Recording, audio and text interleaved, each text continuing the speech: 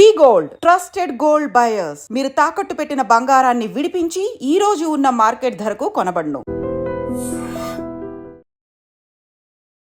సంక్రాంతికి వస్తున్నాంలో ఒక ప్రాపర్ గోదావరి యాసతో మీరు మమ్మల్ని అందరినీ కూడా మెస్మరైజ్ చేశారు. సినిమా తయారవుతున్నప్పుడే మాకు అర్థమైన విషయం ఏంటంటే సినిమా విజయవంతంగా ఆడుతుంది.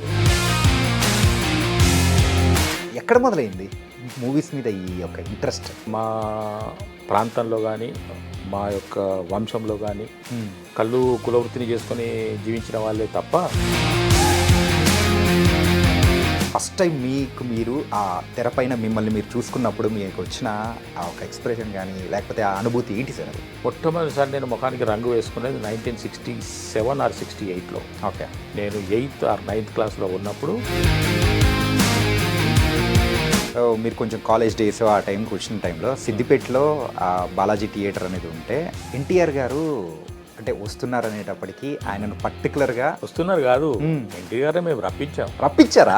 నాగేశ్వరరావు గారిని సిద్దిపేటకి పశుపతినాథ్ గారని ఒక మెడికల్ షాప్ ఓనర్ ఉండే అక్కడ. ఆయన ఒకరోజు టక్మని నాగేశ్వరరావు గారిని సిద్దిపేటకి తీసుకొచ్చేసి మా కాలేజీ తీసుకొచ్చారు. చెప్పకూడదు కానీ మాకు ఒళ్ళు మండే. నో, మేము రామారావు గారిని కూడా తీసుకురావాలి, కానీ మాతోనేమవుతుంది కాదు కానీ. అటువంటి వ్యక్తులు ఇంతకుముందు లేరు, ఇక ముందు రారు. ఒక మనిషి మనిషిగా బ్రతకాలంటే, ఒక మనిషి బాగా ఎదగాలంటే రామారావు గారి జీవిత చరిత్ర తప్పకుండా తెలుస్తాం. ఒక పక్క ఉద్యోగం చేస్తూ కూడా ఈ చిన్న చిన్న క్యారెక్టర్స్ను కూడా అస్సలు వదలకూడదు అని చెప్పేసి నేను ఇప్పటికీ ఏ విషయం వదలను సార్. నాకు మొట్టమొదటిసారి ఒక అతను ఒక మెసేజ్, వాయిస్ మెసేజ్ పెట్టాడు, మీకు ఒక గుర్తింపు ఉంది, ఇలాంటి పాత్రలు వేసి మాలాంటి వాళ్ళని బాధ పెట్టొద్దు అని అన్నాడు. కొంతమంది చాలా అడ్వాంటేజ్ తీసుకున్నారు, నన్ను చాలా ఇబ్బంది పెట్టిన వాళ్ళు కూడా ఉన్నారు. అంటే ఏ రకంగా ఇబ్బంది సార్? డీజే టిల్లు మీ లైఫ్ని కాదు, కంప్లీట్గా మాకంటూ ఒక కొత్త అద్భుతమైన యాక్టర్ని కూడా ఇండస్ట్రీకి ఇచ్చాను. సిద్ధు తరుణ్ భాస్కర్ని అడిగినట్టు తెలిసింది నా ఇట్లా మా సినిమా షూటింగ్ దగ్గరికి వస్తున్నది, మన ఫాదర్ క్యారెక్టర్ దొరుకుతలేడు అని చెప్పేశానంటే అప్పుడు తరుణ్ భాస్కర్ ఫస్ట్ ఫ్లైట్ ఎక్కింది ఎప్పుడు సార్? ఒకరోజు మేము శ్రీశైలం వెళ్ళాం మా ఫ్యామిలీ. ఓకే, నేను, నా భార్య, నా పిల్లలు. రోప్ వే కనిపించింది నాకు. ఈ ఎట్లా మనం విమానం ఎక్కాము, గాలి ఉన్నట్టు ప్రయాణం చేయలేదు. ఇది కూడా గాలినే కదా పోయేది. బ్యాంకాక్ ఎలా ఉంది సార్? నాకు అన్ని రకాల సౌలతులు ఇచ్చారు వాళ్ళు, అన్ని సౌకర్యాలు ఇచ్చారు, డబ్బులు కూడా ఇచ్చారు. బ్యాంకాక్ వేరా పోవాలి. ఈ రోజున నేను ఈ విధంగా ఉండడానికి కారణం, నేను గుర్తుంచుకునే వ్యక్తులు ఇప్పటికీ ఈ రోజున ఉన్నప్పటికీ ఒక ముగ్గురు. ఒకటి తరుణ్ భాస్కర్ గారు. బలగం సినిమాలో వేణుకు ఎందుకో నా మీద నమ్మకం. మనిషి ఎదుగుదలకు కొంతమంది కారణం ఉన్నారు. అలాగా అనిల్ రావుపూడి గారి పేరు చెప్తున్న టైంలో కూడా ఎమోషనల్ అవుతున్నారు.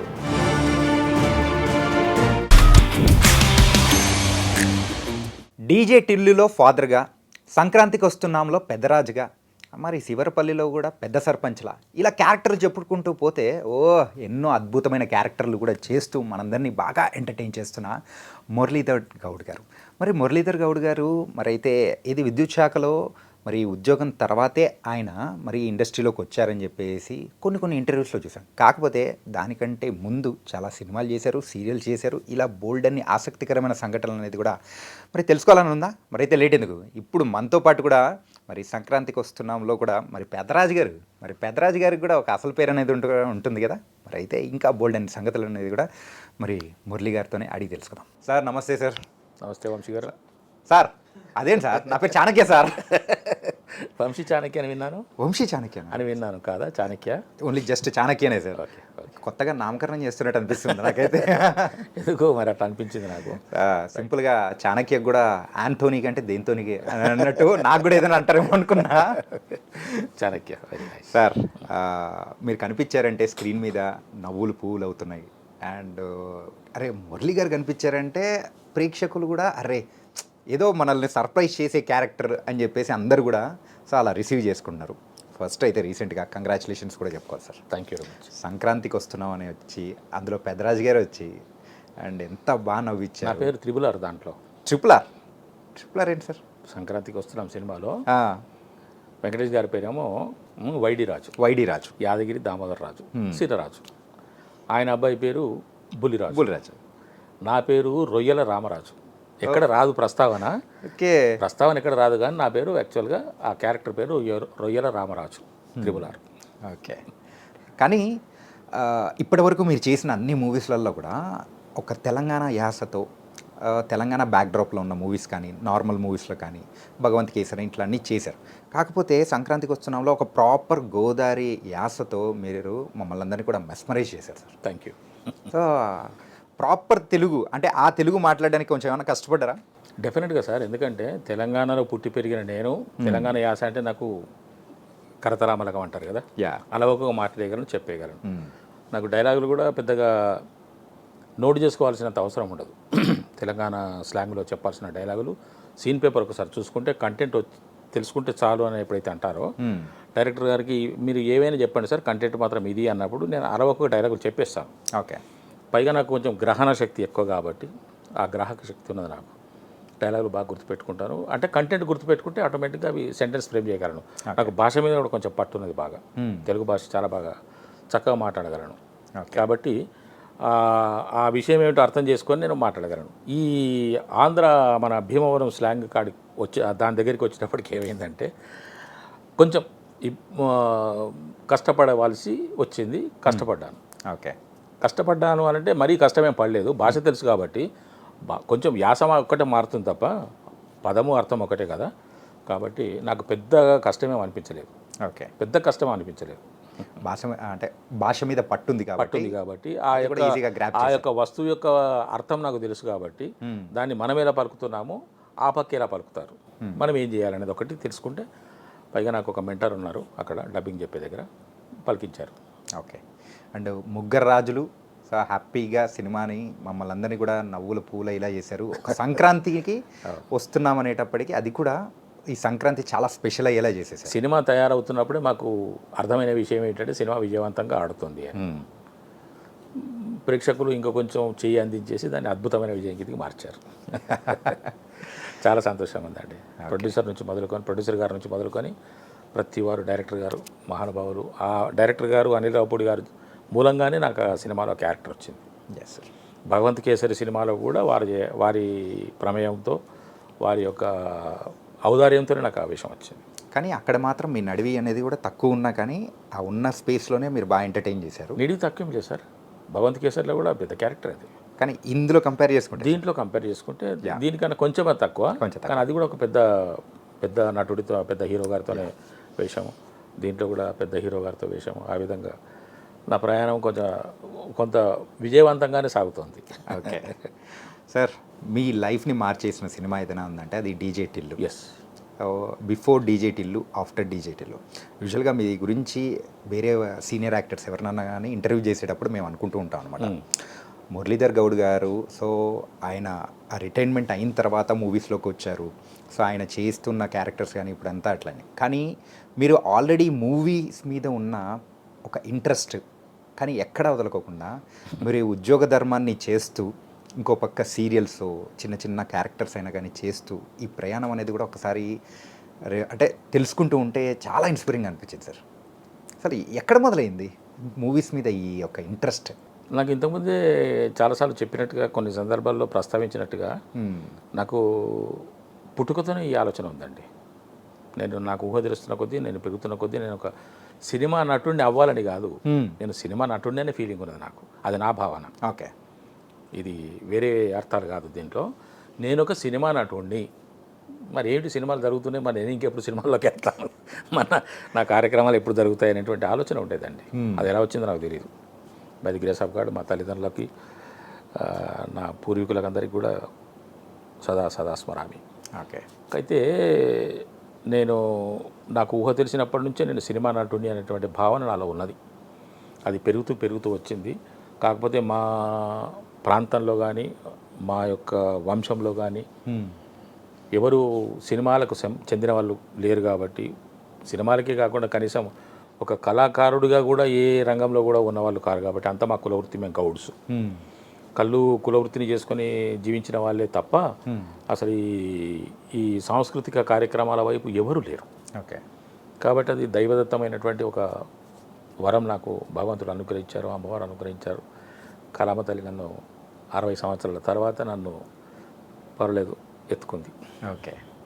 అంటే సీరియల్స్ చేస్తూ ఉన్నారు, చాలా సీరియల్స్ చేశారు. సీరియల్స్ చేయడానికి కారణం ఏంటంటే సార్, సినిమాల్లో నాకు అవకాశాలు రావు. సినిమాల్లో నాకు ఏ ఒక్క చిన్న వ్యక్తి తెలిసిన వాళ్ళు లేరు. నాకు చేయుతను అందించే వాళ్ళు ఎవరు లేరు. చేయుతను అందించకుంటే వెళ్ళకూడదు కదా అని అనుకుంటే అది వేరు సంగతి.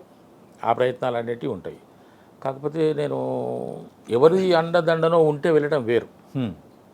ఏ అండదండ లేకుండా ఏకాగిగా వెళ్ళి దాన్ని పోరాటం చేయటం వేరు. మరి నేను పోరాటం చేయాలంటే నాకు కూడా బ్యాక్గ్రౌండ్ ఉండాలి, కొంత ఫైనాన్షియల్ సపోర్ట్ ఉండాలి. సరే బాబు నువ్వు వెళ్ళు చూసుకోపో, మేము ఇక్కడ సపోర్ట్ చేస్తామని చెప్పే వాళ్ళు ఉండాలి. నేను వెళ్తే అక్కడ లోటే తప్ప ఇంకా వేరే లేదు. మాది కొంచెం పేద కుటుంబమే, కొంచెం కాదు చాలా గట్టి పేద కుటుంబమే. 10 రూపాయలు కూడా మా ఇంట్లో లేని పరిస్థితి. నేను పుట్టినప్పుడైతే నేను పెరిగే దాదాపు నేను 4, 5, 6 తరగతులకు వచ్చేంత వరకు అసలు జీరోనే. ఏ పూట కాపుడైనా మా నాన్నగారు కూడా చాలా కష్టపడ్డారు. ఓకే. సైకిల్ ట్యాక్సీ పెట్టుకొని కళ్ళు అమ్ముకుంటూ దూర ప్రాంతాలకు వెళ్ళి ఉద్యోగం అది ఉద్యోగం అంటే ఇదే జీతాలు చేసుకుంటూ మేము 5 సంతానం మా అమ్మ నాన్నలకి. ఓకే. 4 మగపిల్లలు, ఒక అమ్మాయి. నేను పెద్ద.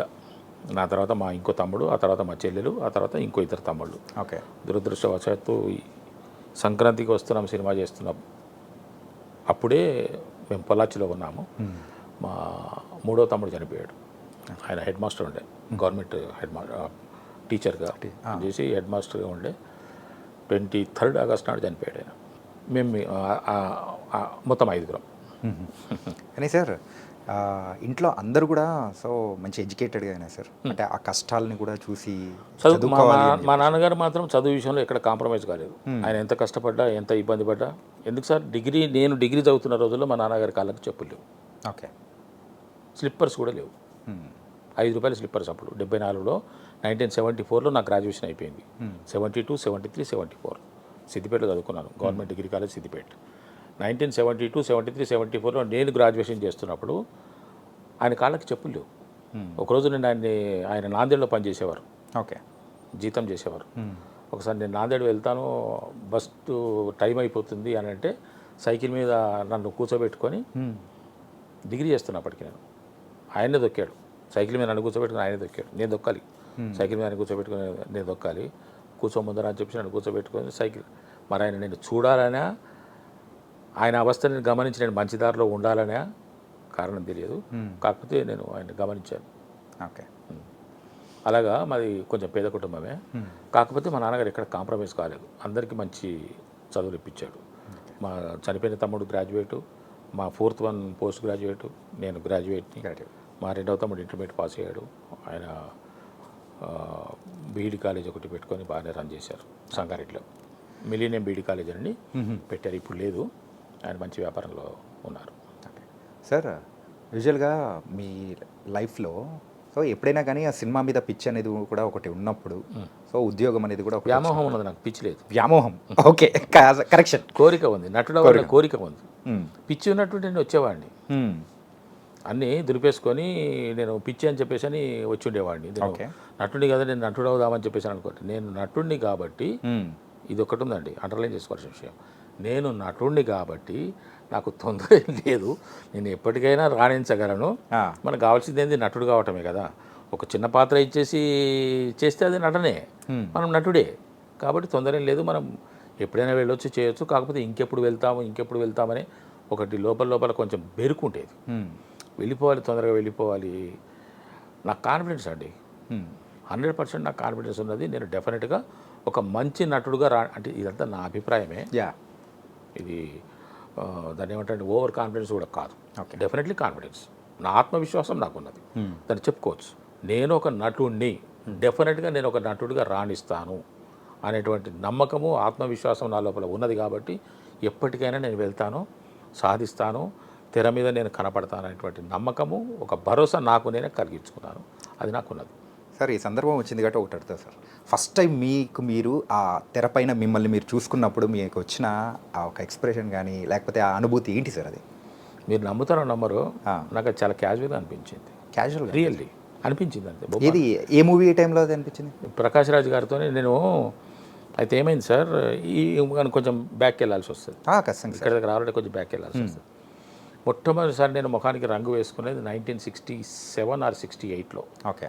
నేను 8th ఆర్ 9th క్లాస్లో ఉన్నప్పుడు, ఎయిత్ క్లాస్ కాదు 9th క్లాస్లో ఉన్నప్పుడు 67, 9th క్లాస్లో ఉన్నప్పుడు గజ్వెల్లో, నేను చదువుకున్నది గజ్వెల్ జిల్లా పరిషత్ హై స్కూల్ గజ్వెల్లో చదువుకున్నాను.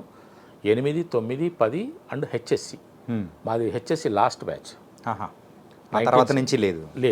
1969లో హెచ్ఎస్సి అంటే హయ్యర్ సెకండరీ సర్టిఫికెట్. అది 11th క్లాస్, 8, 9, 10, 11 హెచ్ఎస్సి. ఆ తర్వాత పియూసి, ఆ తర్వాత డిగ్రీ ఉండేది అప్పుడు. ఓకే. ఆ విధంగా హెచ్ఎస్సి మాది last batch, PUC last batch, ఆ తర్వాత డిగ్రీ. ఓకే. ఆ తర్వాత హెచ్ఎస్సి పియూసి రెండు తీసేసి ఇంటర్మీడియట్ పెట్టారు, రీప్లేస్ చేశారు. 10th క్లాస్ తర్వాత inter first year, second year, then degree. అప్పుడు మాకేముండే 10th HSC PUC and degree. అలాగే ఉన్న పరిస్థితుల్లో నేను గజ్వెల్లో 9th క్లాస్లో ఉన్నప్పుడు, అప్పుడు 1966లో లేక అంత క్రితమే, నాకు గుర్తులేదు, 62 to 66 మధ్యలో చైనా వార్ వచ్చింది సార్. ఇండియా చైనా వార్ వచ్చింది. ఆ వార్లో మనం గెలిచాం. ఆ వస్తువుని తీసుకొని మా స్కూల్ యానివర్సరీ ఉంటుంది ఒకటి, సెల్ఫ్ గవర్నమెంట్ డే అని ఒకటి ఏర్పాటు చేస్తుంది. మీకు ఐడియా ఉందో లేదో. అప్పుడు మా రోజుల్లో సంవత్సరానికి ఒకసారి సెల్ఫ్ గవర్నమెంట్ డే అని ఒక రోజు పెట్టేవారు. ఓకే. ఒకరోజు సెల్ఫ్ గవర్నమెంట్ డే అంటే ఆ రోజు ఆ స్కూల్ అంతా మేమే అధికారులము, మాదే ప్రభుత్వం. ఓకే. మా స్టూడెంట్ నుంచి ఒకతను హెడ్ మాస్టర్ లాగా, మా స్టూడెంట్స్లోంచే కొంతమంది టీచర్ల లాగా, మా స్టూడెంట్స్లోంచే ఒకతను ప్యూన్ లాగా, ఓకే, మా స్టూడెంట్స్లోంచే ఒకతను స్వీపర్ లాగా యాక్ట్ చేసేవాళ్ళు అనమాట. ఇప్పుడు మా తోటి స్టూడెంటే మాకు వచ్చేసి టీచర్గా యాక్ట్ చేస్తే మేము లేచి నిలబడి నమస్కారం సార్ అనడము, అతను అటెండెన్స్ తీసుకోవడం, ఏరా ఏమేమి చదువుకున్నారు, ఇవన్నీ సెల్ఫ్ గవర్నమెంట్ అనమాట. ఆ రోజు ఒకరోజు జరిగిన తర్వాత కొన్ని ఎస్ఏ రైటింగ్స్ పెట్టేసి, డ్రాయింగ్స్ పెట్టేసి, కల్చరల్ యాక్టివిటీస్ కూడా కండక్ట్ చేసేవాళ్ళు. ఆ విధంగా ఒకసారి కల్చరల్ యాక్టివిటీస్ కోసము మా చిలిమిల కృష్ణ గారని నాకు బాగా నన్ను తన కొడుకులాగా భావించి నన్ను బాగా తిట్టి కొట్టి నాకు బుద్ధి నేర్పినటువంటి టీచర్ ఆయన కొంచెం కల్చరల్ యాక్టివిటీస్ మీద బాగా ఇష్టం ఆయనకి. సొంతంగా ఏదో రాసుకునేవాడు, ఏదో ఆయన ఏలు పెట్టింది లేకుండా సంగీతం అని పాట. కల్చరల్ యాక్టివిటీస్ అనేటప్పటికి ఒక టీచర్ మంచిగా యాక్టివేట్ అవుతారు అందులో. ఆ విధంగా ఉండేవాడు. ఆయన ఒక ఇద్దరిని తయారు చేసేసి, ఒకడు చైనా సోల్జర్, ఒకరు ఇండియా సోల్జర్ అని చెప్పేసి ఇద్దరి మధ్యన ఒక ఒక ఒక కాన్సెప్ట్ పెట్టుకొని ఏదో చేస్తున్నాడు ఆయన, ప్రాక్టీస్ రిహార్సల్ చేయిస్తున్నాడు. నన్ను ఎప్పటికీ ఆయన వెంట పెట్టుకునే ఉండేవాడు ఆయన. అస్సలు నన్ను వదిలేవాడు కాదు. సరే నేను వాళ్ళ పక్కన కూర్చొని ఉన్నాను. మరి ఆయనకి ఏం థాట్ వచ్చిందో, మరి నువ్వు కూడా ఇక్కడ రారా అని చెప్పేసి అని నాకేదో చిన్న ఒక 2 డైలాగులు ఇచ్చేసి, నువ్వు ఈ మధ్యలో నువ్వు కూడా ఒక బఫూన్ లాగా నువ్వు కూడా ఈ విధంగా చేయమని చెప్పేసి అని చెప్పారు. అది మొట్టమొదటిసారి 1968లో 9th క్లాస్లో ఉన్నప్పుడు మొహానికి రంగు వేసుకొని నన్ను ఆ విధంగా స్టేజ్ మీదకి ప్రవేశపెట్టారు. ఓకే. అది చాలా బాగా నచ్చింది అందరికీ. అప్పుడు ఉన్నటువంటి వ్యవస్థలో బ్లాక్ డెవలప్మెంట్ ఆఫీసర్ ఉండేవాడు, బీడీఓ అని, తాలూకా హెడ్. ఈ పొలిటికల్గానేమో సమితి ప్రెసిడెంట్ అని ఉండేవాళ్ళు. అప్పుడు మా గజ్వెల్కు సమితి ప్రెసిడెంట్గా కొడకండ్ల రంగారెడ్డి గారని ఉండేవారు. ఆయన ఇమ్మీడియట్గా స్టేజ్ మీదకి వచ్చేసి నన్ను బాగా అప్రిషియేట్ చేసి భుజం తట్టి జేబులో నుంచి తీసి ఒక 10 రూపాయలు ఇచ్చారు. చాలా గొప్ప విషయం, చాలా గొప్ప విషయం. నేను మొట్టమొదటిసారి రంగప్రవేశం చేసి అభినందనలు పొంది పారితోషికం తీసుకున్నటువంటి సందర్భం. అది నాకు మొట్టమొదటి అవకాశం వచ్చింది. ఆ తర్వాత ఇంకొక 2 సార్లు కూడా వివిధ సందర్భాల్లో అదే స్కూల్లో డ్రామాలు వేసినప్పుడు నా చేత క్యారెక్టర్స్ వేయించాడు సార్. కానీ సార్, ఈ నాటక రంగంలో అంటే పర్టికులర్గా చేసేది అది మాత్రం అట్లా ఏం లేవు కదా సార్? లేదండి, అస్సలు లేదు. నాకు ఎవరు గురువు లేరు. నేను ఏ ఇన్స్టిట్యూట్లో చేయలేదు, ఏ కోర్సు చేయలేదు. తర్వాత స్టేజ్ నాటకాలు నేను వేస్తుంటాను. ఎప్పుడు వేస్తుంటాను, ఇప్పుడు ఎవరైనా ఉండి, సార్ మేము ఒక నాటకం వేస్తున్నాము, దాంట్లో ఒక క్యారెక్టర్ ఉంది, చేయండి సార్ అంటే, మా సినిమాలో క్యారెక్టర్ ఉంది సార్ చేయండి అంటే ఇలాగ చేస్తాము. ఆ విధంగా చేశాను, ఇంతకుముందు చేశాను, ఇప్పుడు కూడా అవకాశం వస్తే చేస్తాను. ఆ విధంగా నేను ఒక 3-4 నాటకాలు వేశాను. ఇది ఆ రోజుల్లో వేయలేదు, ఈ మధ్య కాలంలో. ఓకే. సో ఇప్పుడు మనం ఫ్లాష్ బ్యాక్కి వెళ్ళిపోయాం కాబట్టి సార్, అప్పుడు మీరు కొంచెం కాలేజ్ డేస్ ఆ టైంకి వచ్చిన టైంలో సిద్దిపేటలో బాలాజీ థియేటర్ అనేది ఉంటే, అక్కడ ఏదో ఒక మూవీకి నాకు గుర్తు రావట్లేదు, ఎన్టీఆర్ గారు అంటే వస్తున్నారు అనేటప్పటికీ ఆయనను పర్టికులర్గా వస్తున్నారు కాదు, ఎన్టీఆర్ మేము రప్పించాం. రప్పించారా? ఎస్. అరే ఆ సందర్భము అది కూడా మీ ఫేవరెట్ హీరో రామారావు గారిని సిద్దిపేటకు రప్పించింది మేమే. అంటే ఆ టైంలో కూడా మీరు అంటే ఎన్టీఆర్ గారిని కూడా కోరారంట కదా, ఏంటంటే అచ్చ తెలుగు. సో అంటే ఆయన విగ్రహం, లాల్చి పంచ, ఆయన విగ్రహము, ఆయన ఆహార్యము మాకు ఆరాధ్యం. మేము ఆయన్ని మేము ఒక 10-15 మంది ఉన్నాం సార్. డిఫరెంట్ కోర్సెస్ అంటే బీఏ వాడు, బీకామ్ వాడు, బీఎస్సీ వాడు ఇట్లా ఉన్నా కూడా, ఇంటర్మీడియట్ వాడు ఉన్నా కూడా ఈ వీళ్ళందరం కూడా రామారావు గారంటే పడి చచ్చేవాళ్ళం. ఓకే. నాగేశ్వరరావు గారిని కూడా అభిమానించేవాళ్ళము, కానీ రామారావు గారు అంటే ఒక 2-3 ఇంతలు ఎక్కువనే. అంటే ఆ టైంలో చెప్పారంటగా లాల్చీ పంచా వేసుకొని అచ్చ తెలుగుగా రావాలి అని చెప్పాను సార్. నా కోరిక అది. కోరిక. దేశోద్ధారకులలో ఒక సినిమా వచ్చింది అప్పుడే. రైట్. దేశోద్ధారకులలో ఒక పాట ఉంది. ఆయన అంటారన్నమాట, వాళ్ళు ఏదో బాల్రూమ్ డ్యాన్స్లో ఏవో చేస్తుంటే, ఇదేనా మన సంస్కృతి, ఇదేనా మన పద్ధతి, ఇదేనా మన భారతీయుల యొక్క ఇది అని అంటే, అప్పుడు వాణిశ్రీ గారు పాడతారు ఒక పాట. ఇది కాదు మన సంస్కృతి, ఇది కాదు మన అది, ఒక పాట ఉంది బాగా అసలు ఒళ్ళు గగురు పొడిచేటువంటి పాట అనమాట. అంటే మన సంస్కృతి గురించి ఆమె చెప్పే పాట. అప్పుడు ఆయన జనరల్గా కూడా ఆయన బయట కూడా వేసుకునేవారట, కానీ మేము మొట్టమొదటిసారి సినిమాలో ఆ విధంగా చూడటం మాకు బాగా నచ్చింది. దూపుకోవటం, ఆ కుచ్చిళ్ళు, ఆ చెంగును తీసి ఆయన రైట్ పంచకి వచ్చే చెంగు అనేది జోబులో పెట్టుకోవడం, అది మాకు చాలా. మా నాన్నగారు కూడా ధోతి కట్టుకునేవారు. అప్పట్లో అందరు ధోతులు కట్టుకునేవారు కదా సార్. సార్ది కొంచెం డిఫరెంట్గా ఆ కలరు ఆయన యొక్క అది చాలా బాగా ఉండేది. అయితే మేము వస్తున్నప్పుడే ఇక మేము ఒక్కొక్క కోరిక, సార్ ఈ విధంగా రావాలి, ఈ గెటప్లో రావాలి, ఇలాగా రావాలి అని చెప్పేసి మేమే కొంచెం డిజైన్ చేసుకున్నాం. అటు నేనే కాకుండా ఒక 10-15 మంది డిజైన్ చేసుకున్నాము. దాంట్లో కొంచెం నేను ఎక్కువ నా వరకు నేను వాళ్ళకు హింట్స్ ఇవ్వడం చేశాను. ఈవెన్ సార్తో ఫోటో దిగటం కూడా దిగాం మేము. అంటే పూలమాల కూడా మీరు వేయాల్సింది కాదంట, అంటే పర్టికులర్గా పక్కన వాళ్ళకి వేయాల్సింది మీరు వెళ్ళి ఎన్టీఆర్ గారికి కాదు, మా ప్రిన్సిపల్ గారికి. నా దగ్గర డబ్బులు ఏం లేవు, నేనేం పూలదండ తీసుకురాలేదు. కాకపోతే ఆర్గనైజ్ చేసిన వాళ్ళు ఒక 5-6 పూలదండలు తీసుకొచ్చారు. తీసుకొస్తే స్టేజ్ మీద ప్రిన్సిపల్ గారు, రామారావు గారు, ఆ బాలాజీ టాకీస్ ఓనర్ కన్యాలాల్ గారు, ఎందుకంటే ఆయనే తీసుకొచ్చారు. కన్యాలాల్ బల్దువా గారు అని Balaji talkies owner, I mean ఒక one of the partner. 4 partners. దాంట్లో మా ఫ్రెండ్ వాళ్ళది కూడా ఒక పార్ట్నర్షిప్ ఉన్నది. వాడు ఉన్నాడు కూడా ఇప్పుడు జిల్లా జోగేంద్రనాథ్ అని సిద్దిపేటలో ఉన్నాడు. వాడు నా క్లాస్మేట్. అయితే వాళ్ళది కూడా పార్ట్నర్షిప్ ఉన్నది. ఈ కన్యలాల్ గారిని మేము బాగా ఎందుకు ఒత్తిడి చేశామంటే దానికన్నా కొంచెం వెనకాల నాగేశ్వరరావు గారిని సిద్దిపేటకి పశుపతినాథ్ గారని ఒక మెడికల్ షాప్ ఓనర్ ఉండే అక్కడ. నాగేశ్వరరావు గారికి బాగా అభిమానం. ఆయన వీరాభిమాని మామూలు కాదు. ఆయన టోటల్ 24 అవర్స్ డైరీ చెప్పేవాడు. ఆయన 24 అవర్స్ డైరీ చెప్పేవాడండి. అంతగా ఆయనని ఫాలో అయ్యేవాడు. నాగేశ్వరరావు గారు కూడా, ఈయన వెళ్తే నాగేశ్వరరావు గారు ఈయనకి అపాయింట్మెంట్ ఇవ్వడము, నేను కలిసి వచ్చినాను చెప్పినానని చెప్పి ఆయన ఒకరోజు టక్మని నాగేశ్వరరావు గారిని సిద్దిపేటకి తీసుకొచ్చారు. తీసుకొచ్చేసి మా కాలేజీకి తీసుకొచ్చారు. చెప్పకూడదు కానీ మాకు ఒళ్ళు మండింది. చెప్పకూడదు అది. అంటే మాకు బాధ కలిగింది, ఒళ్ళు మండింది. అరే నాగేశ్వరరావు గారు వచ్చారు, ఓకే నాగేశ్వరరావు గారు వచ్చారు, నో మేము రామారావు గారిని కూడా తీసుకురావాలి. కానీ మాతోనే ఏమవుతుంది కాదు కదా. నాగేశ్వరరావు గారు ఎట్లా వచ్చారో కూడా తెలియదు మాకు.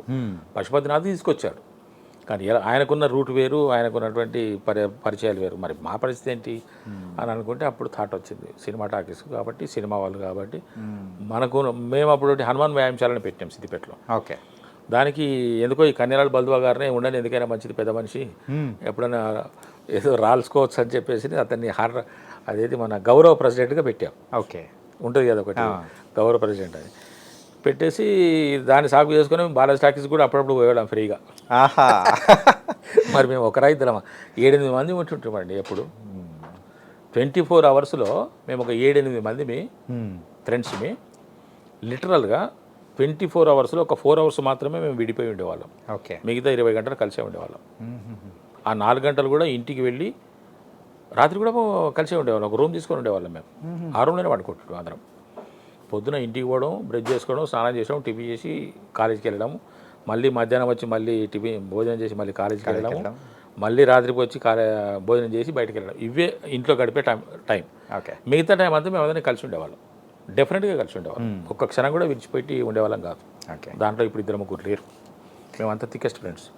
అయితే అప్పుడు కన్యలాల్ గారిని పోయి ఆయనకు సార్ ఇట్లా నాగేశ్వరరావు గారు వచ్చారు, మరి మనకు కూడా రామారావు గారు తీసుకురావాలి సార్, అట్లా ఇట్లా చెప్పేసానంటే ఆయన మొత్తానికి ప్రయత్నం చేసి తీసుకొచ్చారు. అప్పుడు మేము చాలా హంగామా చేసామండి. రామారావు గారు కూడా ఆయన కూడా మనస్ఫూర్తిగా చెప్పిన మాట ఏంటంటే, సిద్దిపేటలో నాకు ఈ విధమైనటువంటి ఘన స్వాగతం లభిస్తుందని అనుకోలేదు అన్నారు. మరి నిజంగానే మనం ఇసుకేస్తే నేల రాలదు అని చెప్పేసినట్టు చూడండి, అంత జనం ఉన్నారండి. రామారావు గారికి మామూలు ఫాలోయింగ్ కాదు సార్ రిమోట్ ఏరియాస్లో అప్పట్లో. ఆ తర్వాత ఆయన ఎప్పటికైనా కూడా సార్ రామారావు గారు డెఫినెట్గా ఒక అద్వితీయమైన వ్యక్తి.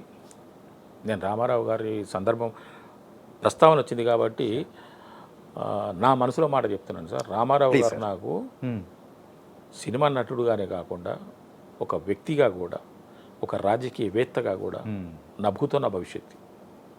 అటువంటి వ్యక్తులు ఇంతకుముందు లేరు, ఇక ముందు రారు. ఉన్నారేమో మనకు తెలియదు, కానీ మనకు తెలిసినంత వరకు అయితే ఇంతకుముందు లేరు, అటువంటి రారు సార్. అంతటి ఖచ్చితమైనటువంటి వ్యక్తి. ఈరోజు కూడా ఒక్క నయా పైసా ప్రజల సొమ్ము వాడుకోకుండా ఉన్న రాజకీయ నాయకుడిని ఒక్కడిని చూపించండి సార్, ఒక్కడిని. ప్రధానమంత్రి గారు, ఇంకో యోగి గారు, ఒక 5-6 ఉన్నారు వాళ్ళు. కానీ సొంత డబ్బు ఖర్చు పెట్టుకుని ప్రజలకు సేవ చేసిన వ్యక్తి రామారావు గారు. ఫ్లైట్లో వెళ్తే టికెట్ సొంతంగా వేసుకొని పోవడం, ఇంట్లో దిగితే కారు ఇంటికి వాపసు ఆఫీస్కి పంపించడం, లేకుంటే పక్కకు పెట్టించడం ఎవరు చేస్తారు సార్? వ్యక్తి కూడా ఎంత క్రమశిక్షణ సార్, ఎంత టైం సార్, చాలా బాగున్నాయి సార్. ఆయన వాళ్ళ యొక్క ఆదర్శాలు.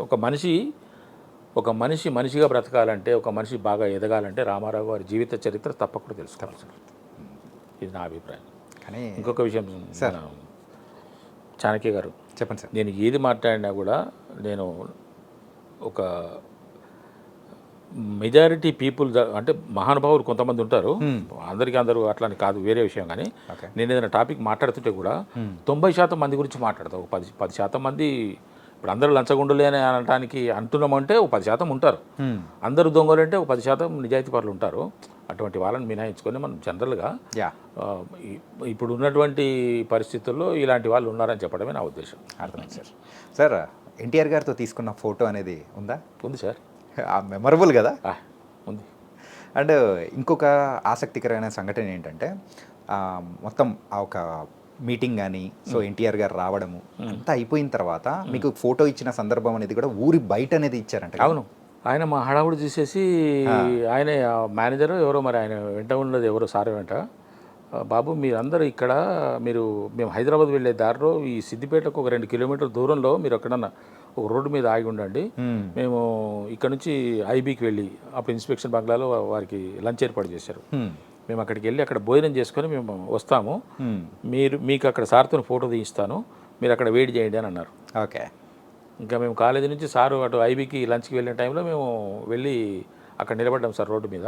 ఓకే. వచ్చే కారును పోయే కారును చూసుకుంటూ, మాకు అసలు కార్ నెంబర్ కూడా, సార్ కార్ నెంబర్ ఏంటి, ఆయన ఇలా వచ్చాడు కూడా తెలియదు మాకు. ఆయన రావటం ఎక్కడి నుంచి వచ్చాడో కానీ మొత్తానికి వచ్చాడు అనేటప్పటికీ ఆయన వేరే జీప్లో ఎక్కాడు, ఓపెన్ టాప్ జీప్లో. ఓపెన్ టాప్ జీప్లో మొత్తం హైదరాబాద్ సిద్దిపేట తిప్పారు సార్ ఆయన్ని. మేమే చూపించాం రూట్ కూడా, ఈ రూట్ నుంచి ఇటు, ఇటు నుంచి ఇటు, ఇటు నుంచి ఇటు, అక్కడ చివరికి కాలేజీకి రావాలి, కాలేజీ నుంచి ఐబీకి వెళ్ళాలి అని చెప్పేసి అని. ఆ విధంగా మేము వచ్చే కారు పోయే కారు చూస్తే సార్ వచ్చారు. 2 కార్లు వచ్చాయి. ఒక కారులో ఉంచి సార్ దిగి, మేము అంతకుముందు చూసిన రామారావు గారు వేరు, ఇక్కడ ఉన్న రామారావు గారు వేరు. ఎందుకంటే అక్కడంతా హడావుడి, గోలగోల. ఇక్కడ ప్రశాంతంగా ఉన్నారు, ఫ్రెష్ అయినట్టున్నారు, భోజనం చేసుకున్నట్టున్నారు. తిరిగి మనం మన స్టేషన్కి వెళ్ళిపోతున్నాం కదా అని నిదానంగా ఉన్నారు. వచ్చాడు, దిగాడు, చూసి అటు ఇటు చూసి అక్కడ దిగుదాం ఫోటో అని చెప్పేసి నా చెట్టు దగ్గర తీసుకెళ్లారు. అందరం నిలబెట్టారు. నేను ఎలాగ తాకాలి, ఎలా తాకాలి అదొక అంటే ఇప్పట్లాగా కాదు సార్. ఇప్పుడు సెల్ఫీలు తీసుకుంటామని చెప్పేసి వచ్చి భుజాల మీద చేసి, లేకుంటే షర్ట్ లాగేసి ఫోటో తీయ అని చెప్పేసి అనడం కాదు కదా. ఒక సినీ ఆర్టిస్ట్ని చూడాలంటే, అప్పట్లో మా రోజుల్లో సినీ ఆర్టిస్ట్ని చూడాలంటే ఒక 50 అడుగుల దూరం ఉండేవాళ్ళం. వెళ్ళటమా, ఆయన ఎలా పలకరించాలి, ఫోటోలు తీసుకునడం అనేది అప్పుడు కెమెరాలు కూడా తక్కువ కదా సార్. ఎక్కడో ఆ ఫోటో దిగితే వాడు ఎప్పుడు ఇస్తాడో ఇవ్వడో తెలియదు. అప్పట్లో అలాగ ఉండేది కదా. అట్లా అని చెప్పేసి అనుకుంటే మరి తాకాలి, ఇలాగ తాకాలి, ఆయనది ఒకసారి తాకాలని. ఎందుకంటే మళ్ళీ రామారావు గారిని మనం ఎక్కడ చూస్తాం సార్ మళ్ళీ మనం కదా. నేను నటుండి అనేటువంటి ఫీలింగ్ నాలో ఉన్నది, నేను ఎప్పటికైనా సినిమాలో చేస్తానని ఆలోచన ఉన్నది. కానీ రామారావు గారితో నేను ఎప్పుడు చేస్తానో ఎలా చేస్తానో తెలియదు కదా. రైట్ కదా సార్. అసలు నాకు ఉన్నది ఊహ, ఉన్నది ఆలోచన. చేయాలని కృతనిశ్చయంతో ఉన్నాను నేను. అది దాంట్లో ఎక్కడ నేను రాజీ పడలేదు. కానీ ఎప్పుడో ఏమిటో రైట్ అనేది. అందుకని తాగాలనుకుంటే ఆయన అందరు నిలబెడుతుంటే నేనే అరే కొంచెం వెనక జరుగురా అని జరుపుతూ వెళ్ళి ఆయన కాళ్ళ దగ్గర తనకైతే సాధించారు సార్. ఇలాగ చూశాడు సార్ ఆయన. ఆ చూపులు నాకు ఇప్పటికి గుర్తుంది. ఆయనది ఒక చూపు, నాగేశ్వరరావు గారి ఒక చూపు నాకు బాగా గుర్తున్నాయి సార్. ఓకే. ఒకసారి నేను ఆయన పంచ కూడా సర్దే అన్నాను. పంచను ఇట్లా సర్ది ఆయన కాలు దాకా. జనరల్గా ఎవరి కాలు ముట్టుకున్నాను నేను, ఎవరి కాలు ముట్టుకోను సార్. ఓకే. మా తల్లిదండ్రులే తప్ప ఎవరి కాలు ముట్టుకున్నాను. మా గురువు కృష్ణ గారు అని చెప్పాను కదా, కృష్ణ గారి వైఫ్ మా అమ్మగారు ఉన్నారు, ఆమె కాళ్ళు ఒకటి పట్టుకుంటాను. ఇంకెవరి కాళ్ళు అందరిని ఆరాధిస్తాను, గౌరవిస్తాను, ప్రేమిస్తాను, కానీ కాళ్ళు పట్టుకోవడం కానీ నాకు అందుకు ఆయన తాకాలనిపించింది. ఓకే. చూశారు సార్ ఆయన ఒకసారి, నేను ఎలా లేస్తుంటే అలాగా నన్ను చూశాడు ఆయన. ఓకే. ఆ లుక్ ఒకటి గుర్తుంది నాకు. నాగేశ్వరరావు గారు రవీంద్ర భారతిలో 2013 సార్, నేను రిటైర్ అయిన తర్వాత మా మనవాడిని ఎత్తుకొని రవీంద్ర భారతికి వెళ్ళి ప్రోగ్రామ్ అయిపోయింది. నాగేశ్వరరావు గారు అందరూ డిస్పర్స్ అవుతున్నారు, నేను స్టేజ్ మీదకి వెళ్ళిపోయాను. అందరూ వెళ్ళిపోతున్నారు, ఆడియన్స్ కూడా వెళ్ళిపోతున్నారు, సార్ కూడా ఇక వచ్చేటానికి ఉన్నారు. నేను నా మనవాడిని ఎత్తుకొని, వాడు అప్పుడు 4 years, వాడు 2009లో పుట్టాడు. వాడిని ఎత్తుకొని తీసుకెళ్ళి ఆయన అటు చూస్తున్నాడు. వీడిని ముద్దు పెట్టుకో సార్ అని చెప్పేసి ఇట్లా ముద్దు తీశాడు. ఆయన ఇటు టర్న్ అవుతున్నాడు, వీడు ముద్దు ఇచ్చాడు సార్, ముద్దు పెట్టుకున్నాడు. ఓకే. అసలు వీడిని చూడని కూడా చూడలేదు సార్. ఆయన తిరుగుతూనే ఉన్నాడు, ఆయనకు కిస్ వచ్చింది ఇక్కడికి. ఓ స్వీట్ కిస్ అని చూశాడు సార్. ఓకే. చూసి నాకు ఇప్పుడు గుర్తుంది, స్వీట్ కిస్ అని ఇట్లా చూసి నన్ను చూశాడు ఒక్కసారి. ఏం చేస్తుంటారు మీరు అని అడిగాడు సార్. 2013లో సార్. 2013. ఓకే. ఏం చేస్తుంటారు మీరు అన్నారు. అప్పటికి రిటైర్ అయ్యాను, 1 year అయింది, 1 year బ్యాక్ రిటైర్ అయ్యాను. ఎలక్ట్రిసిటీ బోర్డులో పనిచేస్తాను సార్ అన్నాడు. ఇట్లా చూశాడు ఆయన. అంటే ఎలక్ట్రిసిటీ బోర్డులో పనిచేస్తావా, సినిమాలో పనిచేస్తావా అనేటువంటి లుక్ కనిపించింది సార్ నాకు అట్ట. ఆ లుక్ నాకు ఇప్పుడు గుర్తుంది. వా. సో మొత్తానికైతే ఆయన ఎందుకు పసిగట్టాడు అనిపించింది సార్ నాకు. ఏం చేస్తుంటారు మీరు అని అడిగి, ఎలక్ట్రిసిటీ బోర్డు అంటే ఎలక్ట్రిసిటీ బోర్డులో పనిచేస్తారా అన్నట్టుగా చూశాడు ఆయన. అంటే ఆయనకు అనిపించింది, నేను నా లోపల ఒక ఆర్టిస్ట్ ఆయనకు అనిపించేదేమో నాకు అనిపించింది, నా భావన అది. నేను కూడా నాగేశ్వరరావు గారిని రవీంద్ర భారతిలో కొన్ని 100 సార్లు చూశాను సార్. ఓకే. ఆయన మాట నేను చాలా శ్రద్ధగా వినేవాడిని. ఆయన నుంచి కూడా నేను నేర్చుకున్నాను నాగేశ్వరరావు గారితో ఎలా ప్రవర్తించాలి. ఆయన అంత పెద్ద వయసులో ఉన్నటువంటి పెద్ద ఆయన చెప్తున్న ప్రతి మాట మనకు ఒక డిక్షనరీలోని మాటనే సార్. పెద్దవాళ్ళ మాటలు ఏవైనా కూడా వాళ్ళు మనస్ఫూర్తిగా వాళ్ళ ఆలోచనతో, వాళ్ళ అనుభవంతో మాట్లాడే ప్రతి మాట మనం డెఫినెట్గా విని ఆచరించాలి. చాలామంది విని వదిలిపెట్టదు సాని సార్. నీవు బాగుపడాలనుకుంటే, నీవు పైకి రావాలనుకుంటే, నీవు అనుకున్న లక్ష్యం చేరుకోవాలి అని అంటే డెఫినెట్గా పెద్దవాళ్ళ మాటలు విని వాటిని ఆచరించాలి. అప్పుడు నువ్వు సక్సెస్ అవుతావు, డెఫినెట్గా అవుతావు. ఎందుకంటే నీకన్నా ఒక 10 ఏళ్ళలో 20 ఏళ్ళలో 30 ఏళ్ళలో ముందున్న వ్యక్తి తన అనుభవాన్ని అంత రంగరించి చెప్తున్నాడు. అంటే నీకు ఆల్రెడీ నువ్వు అక్కడ రీచ్ కాకముందు నీకు రీచ్ అయ్యేటువంటి మాటలు చెప్తున్నాడు, కాబట్టి దాన్ని వినాలి. ఓకే. అతనే మొత్తానికి 2 లెజెండ్స్తో కూడా మీరు మంచి అనుభవాలు అనేది కూడా ఉన్నాయి. అంతే సార్. అది లైఫ్ లాంగ్ గుర్తుండిపోయే అంటే కొన్ని భాషకు అందవు సార్. కొన్ని భాషకు అందవు. కొన్ని కదలికల ద్వారా, కొన్ని చేష్టల ద్వారా, కొన్ని కనుచూపుల ద్వారా మనం గ్రహించాలి. నీ లోపల అటువంటి తపన ఉంటే, కృతనిశ్చయం ఉంటే, నువ్వు ఒక రాజకీయ నాయకుడి నువ్వు కావాలనుకుంటే ఒక సీనియర్ రాజకీయ నాయకుడిని ఫాలో కా. అతని జీవితంలో ఉన్న ఒడిదొడుకులు, ఆటుపోట్లు అవన్నీ నువ్వు గ్రహించి నువ్వు ఇంకా కొంచెం నీ బాటని కరెక్ట్ చేసుకోగలుగుతావు. ఎవరైనా ఏ రంగంలో ఉన్న వాళ్ళైనా ఒక పెద్ద పారిశ్రామికవేత్త కావాలని అనుకుంటే నీకు ఒక బిగ్గెస్ట్ పారిశ్రామికవేత్త ఇప్పుడు టాటా గారు ఉన్నారు. ఆయన ఏ విధంగా ప్రయాణం సాగించారు అన్నది నేర్చుకుంటే దాన్ని బట్టి నువ్వు కూడా ముందుకెళ్ళిపోవచ్చు. కష్టాలు కష్టం లేకుండా ఈ రోజున ప్రపంచ ప్రఖ్యాతి గాంచిన వాళ్ళు ఎవరైనా సరే, లేదా ఒక రంగంలో ప్రముఖులైన వారు ఎవరైనా ఉన్నా సరే, వాళ్ళ జీవిత గాథ వింటే, వాళ్ళ జీవిత చరిత్ర చదివితే కన్నీళ్ళు తప్పవు మనకు. ఖచ్చితంగా కష్టాలు లేకుండా మనం ఈ విజయాన్ని సాధించలేము. సాధించడం సాధ్యం కాదు. కష్టపడాల్సిందే. కష్టపడితేనే. ఇప్పుడు ఆకలి ఉన్నవాడికి, ఆకలితో ఉన్నవాడికి పచ్చడి మెతుకులు కూడా పరమాన్నంలాగా రుచికరమైన భోజనంలాగా ఎందుకు కనపడతాయి సార్? ఆకలి ఉన్నది కాబట్టి. అదే కడుపు నిండిన వాడికి నువ్వు బిర్యానీ పెట్టినా కూడా మనకి టేస్ట్ అనిపించదు. ఒక 5 అంతస్తుల మేడ మనం ఎక్కాలంటే మెట్లెక్కి వెళ్ళిపోతే దాని ఆయాసం తెలుస్తుంది, ఫస్ట్ ఫ్లోర్ ఏముంది, సెకండ్ ఫ్లోర్లో ఏముంది, దాని బాధ ఏముంది అన్నది మనకు తెలుస్తుంది. లిఫ్ట్లో వెళ్తే మనకేం తెలుస్తుంది సార్? తెలియదు. కాబట్టి కష్టపడాలి. కష్టం అనేది మనం ఆహ్వానించాలి. కష్టాలు వచ్చినాయి కదా అని అనుకోకూడదు. కష్టాన్ని ఆహ్వానించాలి, దాన్ని సాల్వ్ చేసుకోవాలి, ఆ కష్టాన్ని అధిగమించాలి. Okay, nice sir. సార్, మీ జర్నీ అనేది కూడా కొన్ని ఇంటర్వ్యూస్లో మేము విన్నాము. కాకపోతే కొన్ని ఫొటోస్ అయితే ఉన్నాయి సార్. మరి ఆ ఫొటోస్ ఏ సందర్భంలో, ఎక్కడ, ఏంటి అనేది కూడా మాకు కాస్త తెలియజేస్తే ఇంకా బాగుంటుంది అనుకుంటున్నాను సార్.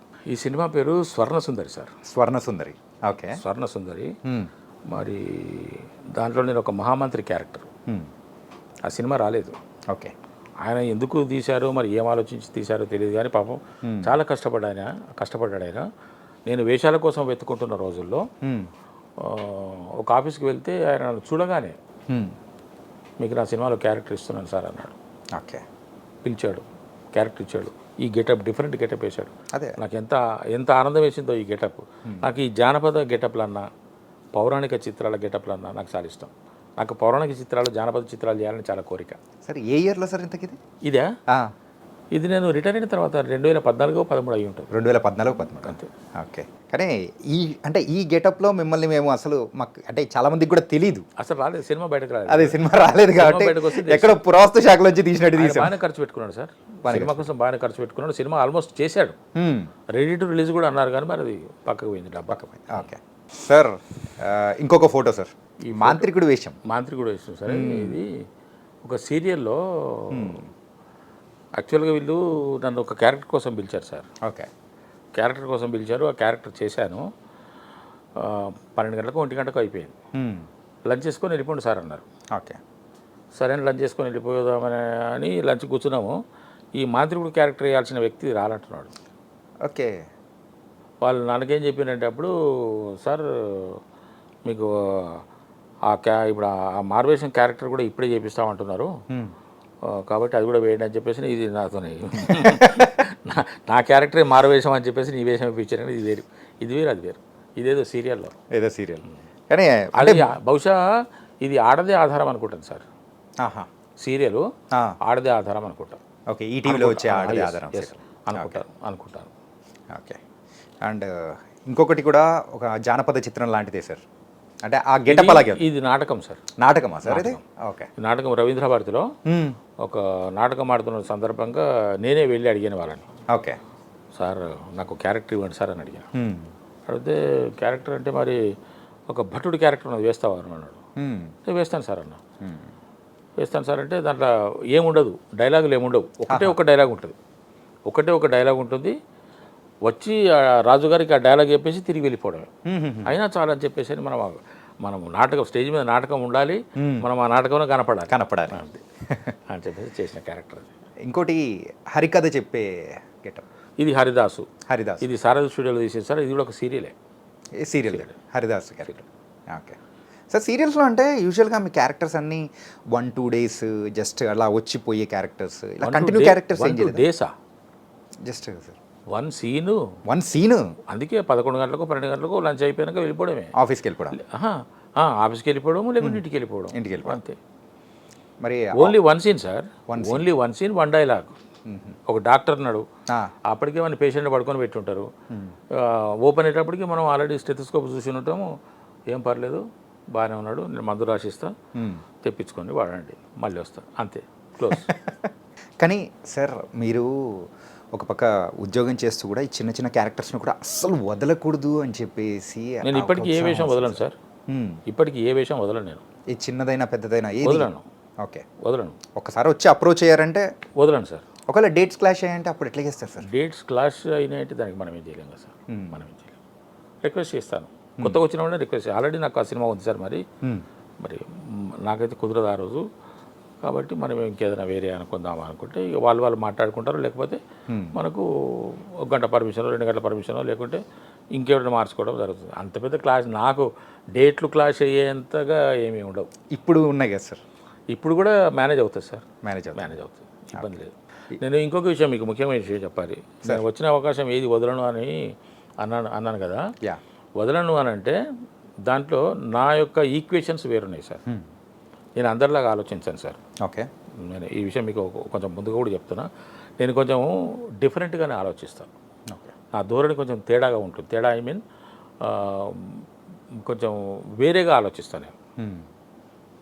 వేరేగా ఆలోచిస్తాను. ఏ అవకాశం వచ్చినా వదలను అనే టాపిక్ వచ్చింది కాబట్టి ముందు దాన్ని ప్రస్తావిస్తాను. ఓకే. ఆ తర్వాత దాని ఎక్స్టెన్షన్ ఏదైనా ఉంటే మళ్ళీ నేను దాని గురించి మీకు వివరించి చెప్తాను. నేను ఏం చెప్పినా చాలా వివరించి చెప్తాను సార్. టైం ఎక్కువ తీసుకుంటాను. ఓకే. సార్ ఇప్పుడు ఒక క్యారెక్టర్ కోసము ఒక సినిమాలో నటించాలని చెప్పేసి అని వందలాది మంది కృష్ణానగర్లో, ఇంద్రనగర్లో, హైదరాబాద్లోని పలు ప్రాంతాల్లో ఉంటున్నారు.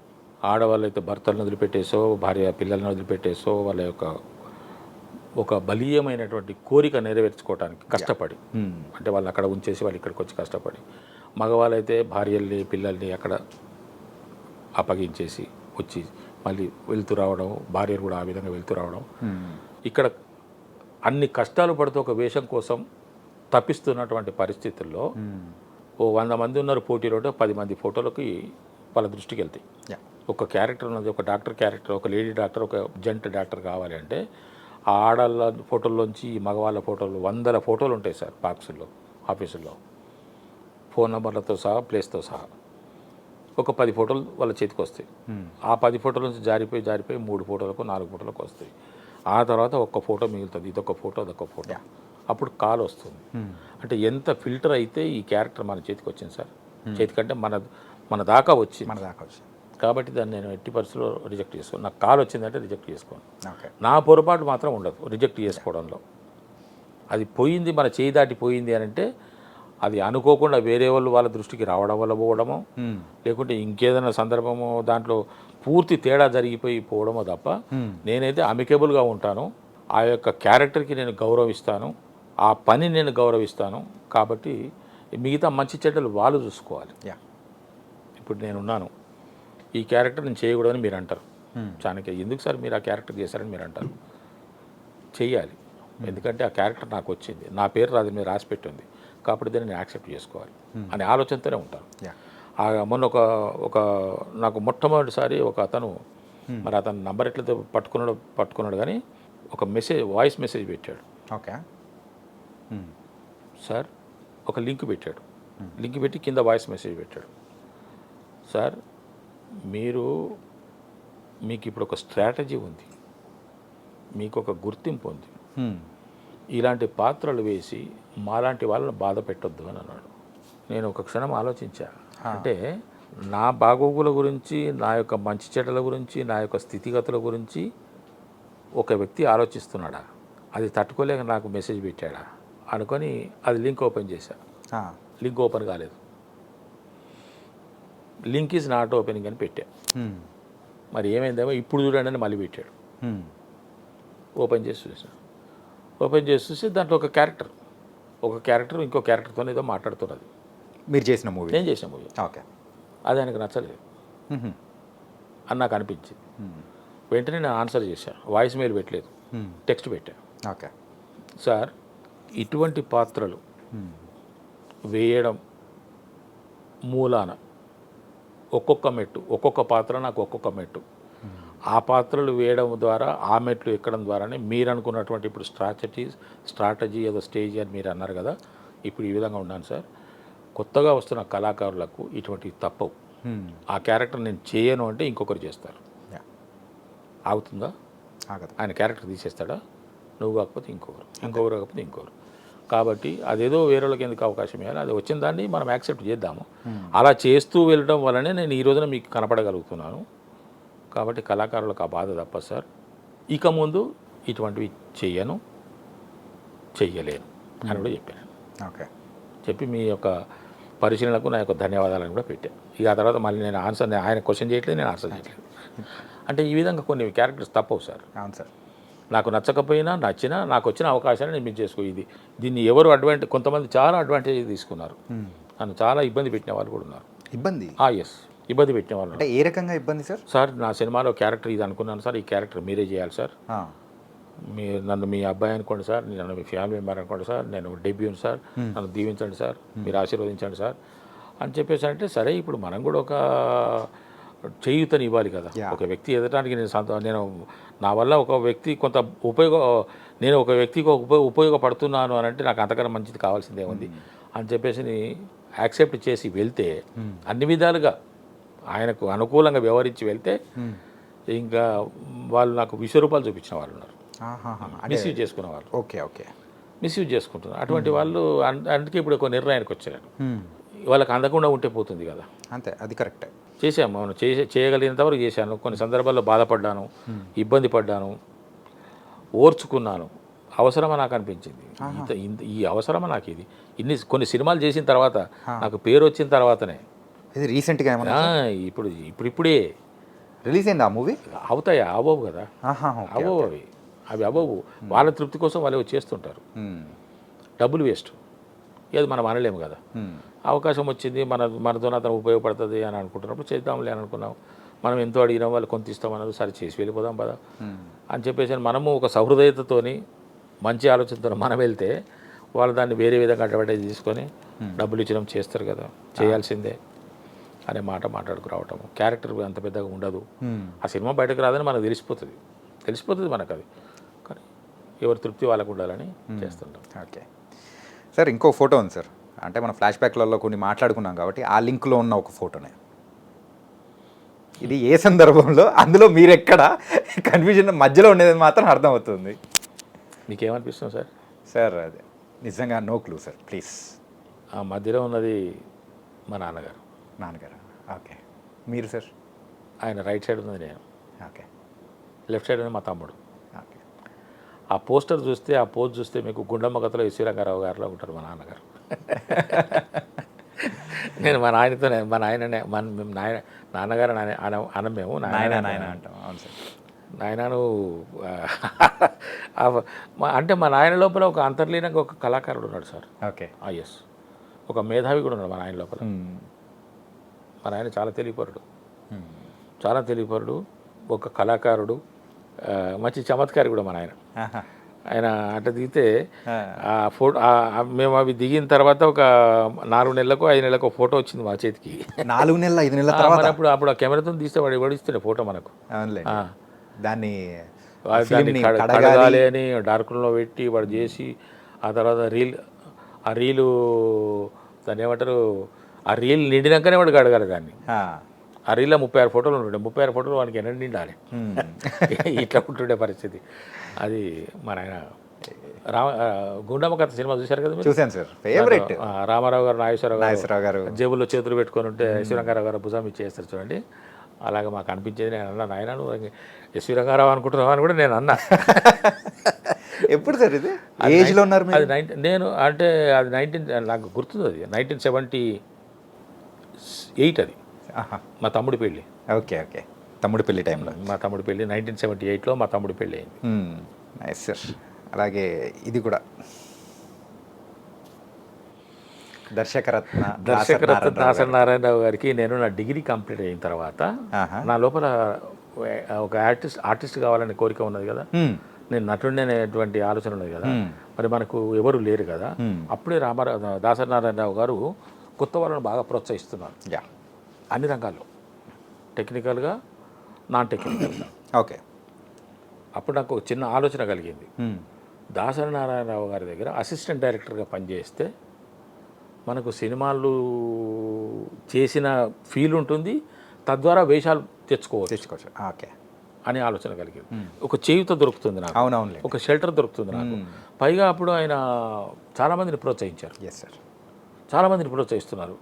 నాకు ఒక పెద్ద ఆధారంలాగా అనిపించింది దాసరి గారిని. ఒక లెటర్ రాసి, అంటే మన ఏరియాలో సార్, ఇప్పుడు ఈ తెలంగాణ ఏరియాలో ఈ సినిమాలది ప్రభావము అస్సలు ఉండదు మా దగ్గర. సినిమాను ఒక వృత్తిగానో ఒక వ్యాపకంగానో తీసుకునేటువంటి కల్చర్ మా దగ్గర లేదు. మా దగ్గర ఏదో బుర్ర కథలు, హరికథలు, ఒగ్గు కథలు, ఈ జాతర పాటలు పాడుకుంటూ టైంపాస్ చేసుకోవడము, వాటినే తెల్లారులు ఆడుకోవటం అనేది జరుగుతుంది. కానీ ఏకంగా నాటకాలు వేసేసి పద్య నాటకాలు, ఈ రాగాలాపనలు చేయటాలు, దాన్నే వృత్తి చేసుకొని కొంతమంది జీవనోపాధిని కల్పించుకోవడాలు అనేవి మన దగ్గర లేవు. ఓకే. అప్పుడు నాకు దాసరి గారు ఒక ఆశాజ్యోతిలా కనిపించారు సార్ నా మనసుకి. డిగ్రీ కంప్లీట్ అయిపోయిన తర్వాత ఏం చేయాలి, నేను నెక్స్ట్ పోస్ట్ గ్రాడ్యుయేషన్ చేయాలంటే నా దగ్గర డబ్బులు లేవు. ఏదో యథాలాపంగా వచ్చి ఎంఏకు పొలిటికల్ ఎంట్రన్స్ టెస్ట్ రాసి హైదరాబాద్లో వచ్చి ఎంఏకు ఎంట్రన్స్ టెస్ట్ రాసి వెళ్ళిపోయినా. అది చాలా క్యాజువల్గా రాసిన.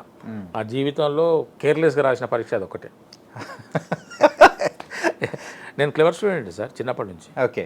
నేను డిగ్రీ వరకు కూడా నేను క్లెవర్ స్టూడెంట్. హెచ్ఎస్సీలో నేను ఫస్ట్ క్లాస్. సూపర్. నాకు మ్యాథమెటిక్స్లో 99 మార్క్స్ వచ్చినాయి అవుట్ ఆఫ్ 100. ఓకే. నేను చాలా క్లెవర్. అకౌంట్స్ డిపార్ట్మెంట్లో అందుకే వర్క్ వచ్చేసింది ఏమో సార్, అకౌంట్స్ డిపార్ట్మెంట్లో పనిచేశాను నేను. అకౌంట్స్ అంటే నాకు చాలా పకడ్బందీగా ఉంటుంది. పైగా నేను అడ్మినిస్ట్రేషన్లో పనిచేశాను. అంటే కొన్ని మీరు పలానా క్యారెక్టర్కు భలే సూట్ అవుతారు సార్ అని చెప్పేసినట్లయితే అనుకుంటాము మనము. ఇప్పుడు మీరు నన్ను ఒక ఇన్స్పెక్టర్ క్యారెక్టర్కు నాకు ఒక కాకి డ్రెస్ వేయండి, నేను ఇప్పుడు బయటకు వెళ్తే అందరూ నన్ను పోలీస్ ఆఫీసర్ అనుకుంటారు. ఓకే. ఒక డాక్టర్ గెటప్ వేయండి, ఒక ఏసీ ఒక వైట్ కోట్ వేసుకొని స్టెథోస్కోప్ వేసాను, బయటకు పోతే నేను డాక్టర్ సాబ్ పోతున్నాడు అని అనుకుంటారు. కానీ సీరియల్స్లో కూడా ఒకటి పోలీస్ వేషం ఏదో వేశారు కదా. ఏది దొరికితే అది చేయడమే. పోలీస్ అనుకోండి, సర్పంచ్ అనుకోండి, అడ్వకేట్ అనుకోండి, జడ్జి అనుకోండి, డాక్టర్ అనుకోండి, పొలిటీషియన్ అనుకోండి, క్యారెక్టర్ వచ్చింది అంటే నేను వదిలేది లేనే లేదు. ఓకే. చెయ్యంది లేనే లేదు. మరి ఆ టైంలలో ఈ క్యారెక్టర్స్ చేసినందుకు రెమ్యునరేషన్లు కానీ ఏమైనా తీసుకునే వాళ్ళు? ఇచ్చారు కదా, 500 ఇచ్చేవాళ్ళు. 500 ఇచ్చారు. ఓకే. నాది ఫస్ట్ పారితోషికం 500. ఓకే. ఓకే. 500 చూసిన 500 అంటే గుర్తొచ్చింది సార్. మొట్టమొదటి నాకు వచ్చిన 500 అంటే తీసుకుపోయి మా నాన్నగారి చేతిలో పెట్టా. వావ్. నాకెందుకు రావి అన్నాడు. నా సంపాదన ఇది నేను టీవీ సీరియల్స్ చేస్తే వచ్చిన సంపాదన ఇది, నా మొట్టమొదటి పారితోషికం నీకు ఇస్తున్నాను అన్నాడు. 500 నేను ఇస్తే మళ్ళీ నేను మా ఊరు నుంచి బయటకు వచ్చి నేను డ్యూటీ చేసుకోవడానికి ఆయన వెళ్ళిపోతుంటే మళ్ళీ నాకు 1000 ఇచ్చాడు ఆయన. ఇది మా నాయనగారిదే ఉంగరం. అంటే మా నాయన ఎప్పుడు నాయంబడే ఉంటాడు.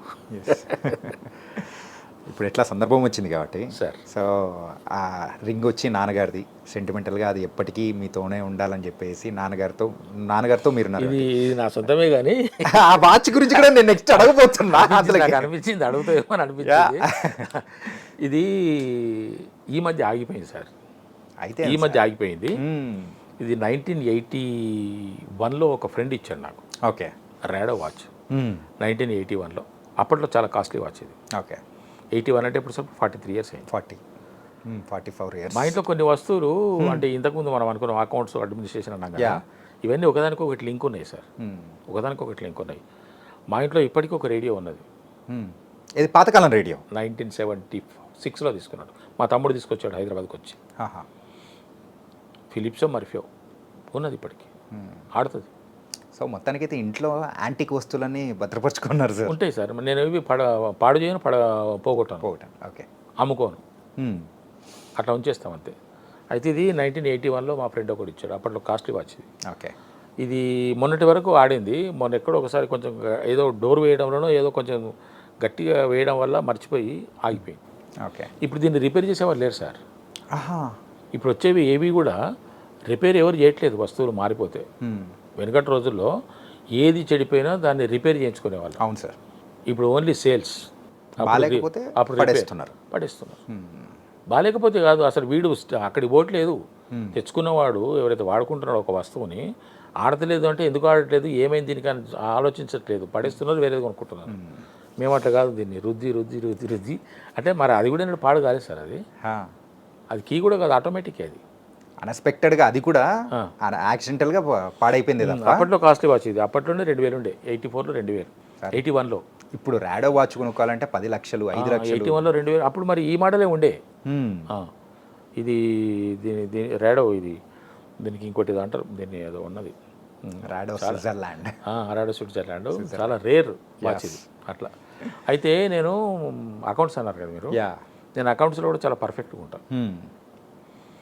అంటే కొంతమంది తెలుసు, అంటే ఇవి నా అనుభవము, నా ఆలోచన మాత్రమే. ఇవి ఆచరణీయమైతే ఆచరణీయమనొచ్చు, పిచ్చోడు రాని కొట్టేస్తే కొట్టేయచ్చు. ఎవరి ఆలోచన వాళ్ళది. నా జేబులో 100 రూపాయలు ఉన్నాయంటే సార్, ఆ 100 రూపాయలకి నా దగ్గర లెక్క ఉంటుంది.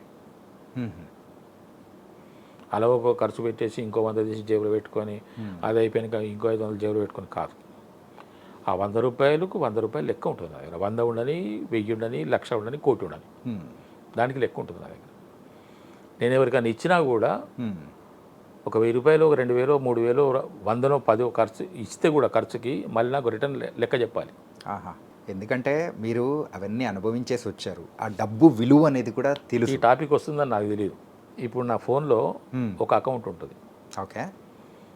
నేను ఒక అతనికి ఎప్పుడు కొంత అమౌంట్ అతని దగ్గర పెడతా, ఫలానా తీసుకురామని చెప్తా, తెచ్చిస్తాడు. ఓకే. దాంతోపాటు మెసేజ్ వస్తుంది నాకు. ఫర్ ఎగ్జాంపుల్ ఒక 1000 రూపాయలు మైనస్ 200 800 బ్యాలెన్స్ అట్లా పెట్టుకుంటా. కారణం ఏంటంటే సార్, డబ్బు విలువ నాకు తెలుసు. విలువ అనేది తెలియదు సార్. దేనికైనా విలువ ఉన్నది సార్, ప్రతి దానికి విలువ ఉన్నది. ఆ విలువకు నువ్వు విలువ ఇస్తేనే నీ జీవితం బాగుంటుంది. నిజం. మీ స్టూడియో నుంచి నేను లోపలికి రావడానికి బోసు గారిని చెప్పులు అక్కడ వదిలేస్తాను చెప్పా. నేను ఎప్పుడు చెప్పులు వేసుకొని లోపలికి రాను, ఎక్కడికి కూడా రాను. పర్లేదు సార్ లోపలికి రండి అన్నాడు. సరే, అది ఇటువంటి పరిస్థితులు అవసరమే కావచ్చు అని చెప్పేసి, అంటే చెప్పులు విప్పడం కూడా ఒక పద్ధతి సార్. అవి కూడా ప్రాపర్ ఇప్పుడు ఒకటి ఇటు వేసేస్తాడు. గుమ్మం ముందు 150 చెప్పులు ఉంటాయి. లోపల ఒక ఆఫీస్ ఉన్నది. గుమ్మం ముందు చెప్పులు ఉండడం కానీ, బట్టలు కూడా విప్పేసిన తర్వాత ఎటు పడితే అటు విసిరేయటం కానీ, వస్తువులు ఎక్కడ పడితే అక్కడ పెట్టడం కానీ చేస్తే నీ జీవితం కూడా అంతే అతలాకుతలంగా ఉంటుంది, అంతే చిందరవతలంగా ఉంటుంది. ఓకే.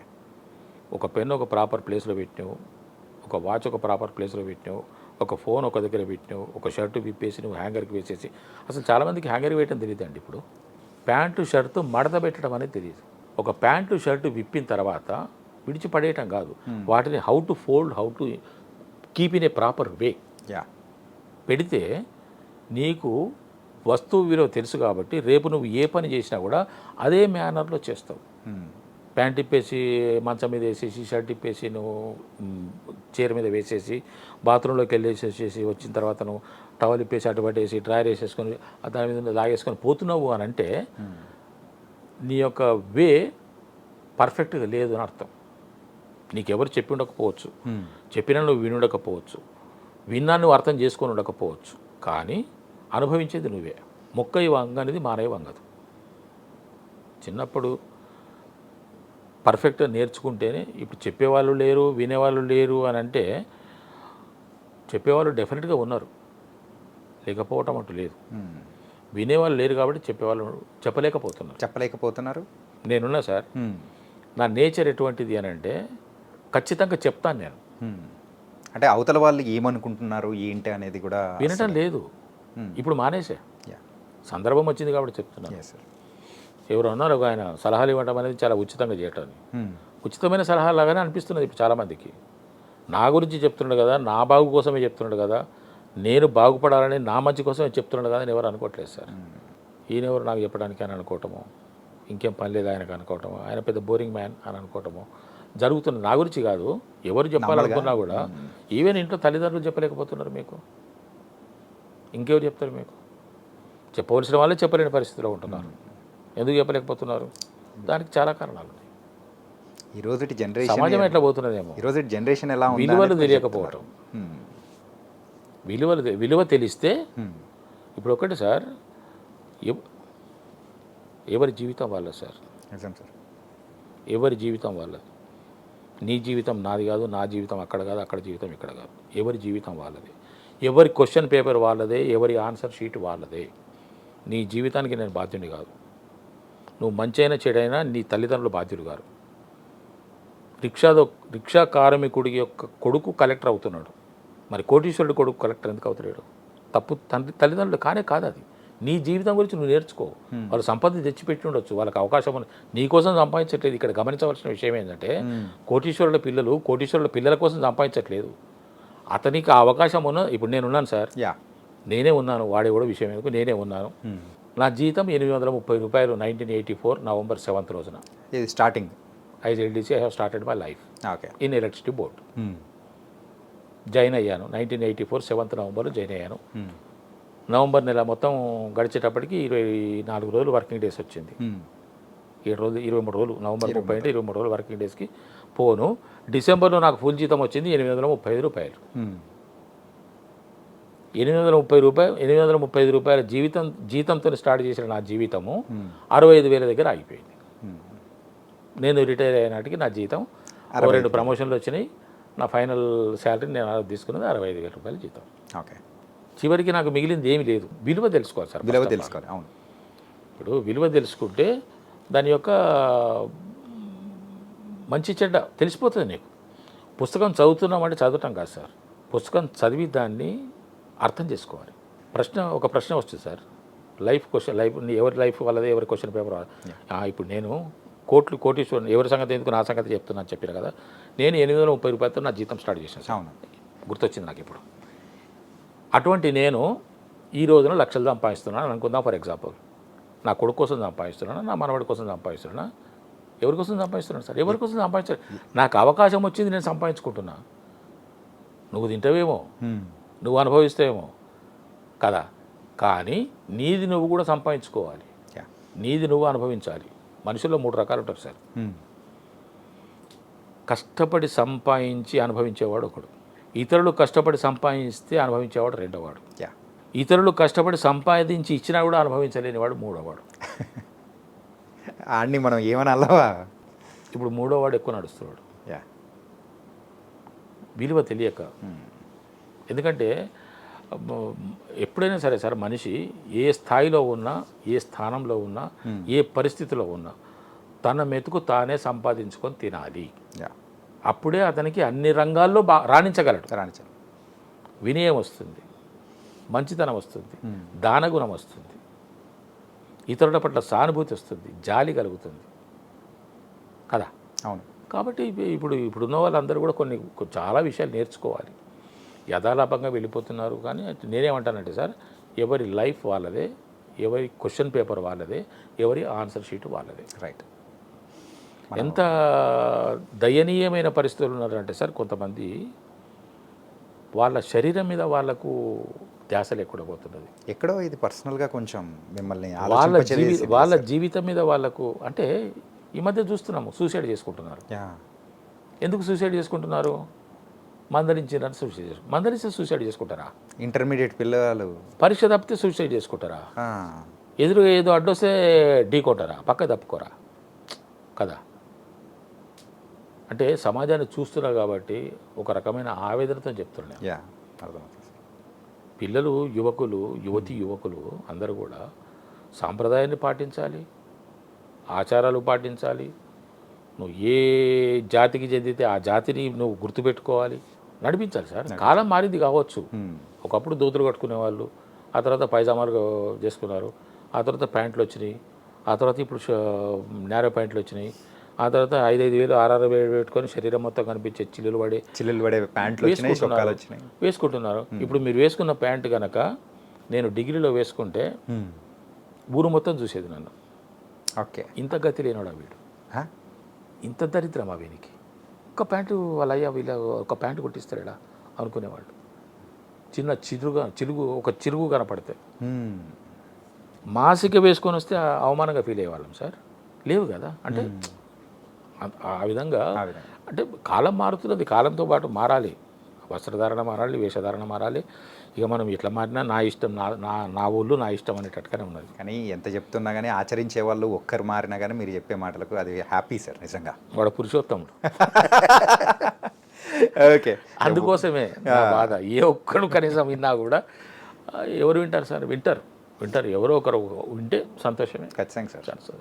అంటే చెప్పాలనిపిస్తుంది సార్. కానీ ఏంటంటే సార్, ఒకటి మన దాంట్లో ఒకటి ఉంది సార్, ఏంటంటే నార్మల్ పర్సన్ చెప్పేది వేరుంటుంది, సక్సెస్ అయిన పర్సన్ చెప్పేది వేరుంటుంది. అదే, ఏదైనా కూడా చెప్పితే వినడం వేరు, చెప్పిన దాన్ని విని అర్థం చేసుకొని దాన్ని ఆలోచించి ఆచరించడం వేరు కదా సార్. అవును సార్. వినడం వదిలిపెట్టడం కాదు. పుస్తకం చదువుతాం సార్ మనం. ఒక పుస్తకం 100 పేజీల పుస్తకం ప్రింట్ అయ్యింది అని అంటే ఆ రచయిత యొక్క మనోభావం ఏ విధంగా ఉంటుంటుంది? ఒక 100 పేజీల పుస్తకం ప్రింట్ అయింది, నేను పుస్తకాలు బాగా చదువుతాను.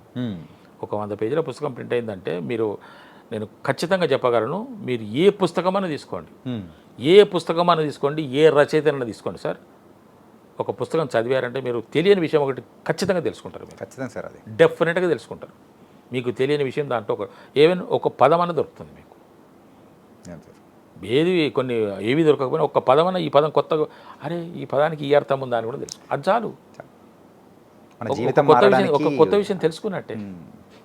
సార్ ఇంత అంటే జీవితం గురించి ఇంత ఆలోచింపచేసేలా కూడా ఇంతగా మాట్లాడుతున్నారు. ఇది ఎక్కడి నుంచి స్టార్ట్ అయింది అనుకోవచ్చు? రామకృష్ణ మఠంలో అక్కడున్న నేను అనుభవం వాలంటీర్ని రామకృష్ణ అదే మఠంలో. నాకు అర్థమైంది. అది కూడా అది నాకు తెలుసు. అది కూడా నాకు చాలా సంతోషం సార్. Yeah. రామకృష్ణ మఠంలోకి వెళ్ళి ఆ రామకృష్ణ మఠంలో కూర్చుంటే ఆ, నేను స్మాల్ బుక్ స్టాల్ ఉన్నది దాంట్లో. Hmm. 2 బుక్ స్టాల్స్ ఉన్నాయి. యా. నేను ఎక్కడికి వెళ్ళను, స్మాల్ బుక్ స్టాల్కి వెళ్తా. స్మాల్ బుక్ స్టాల్లోనే కూర్చొని ఉంటాను.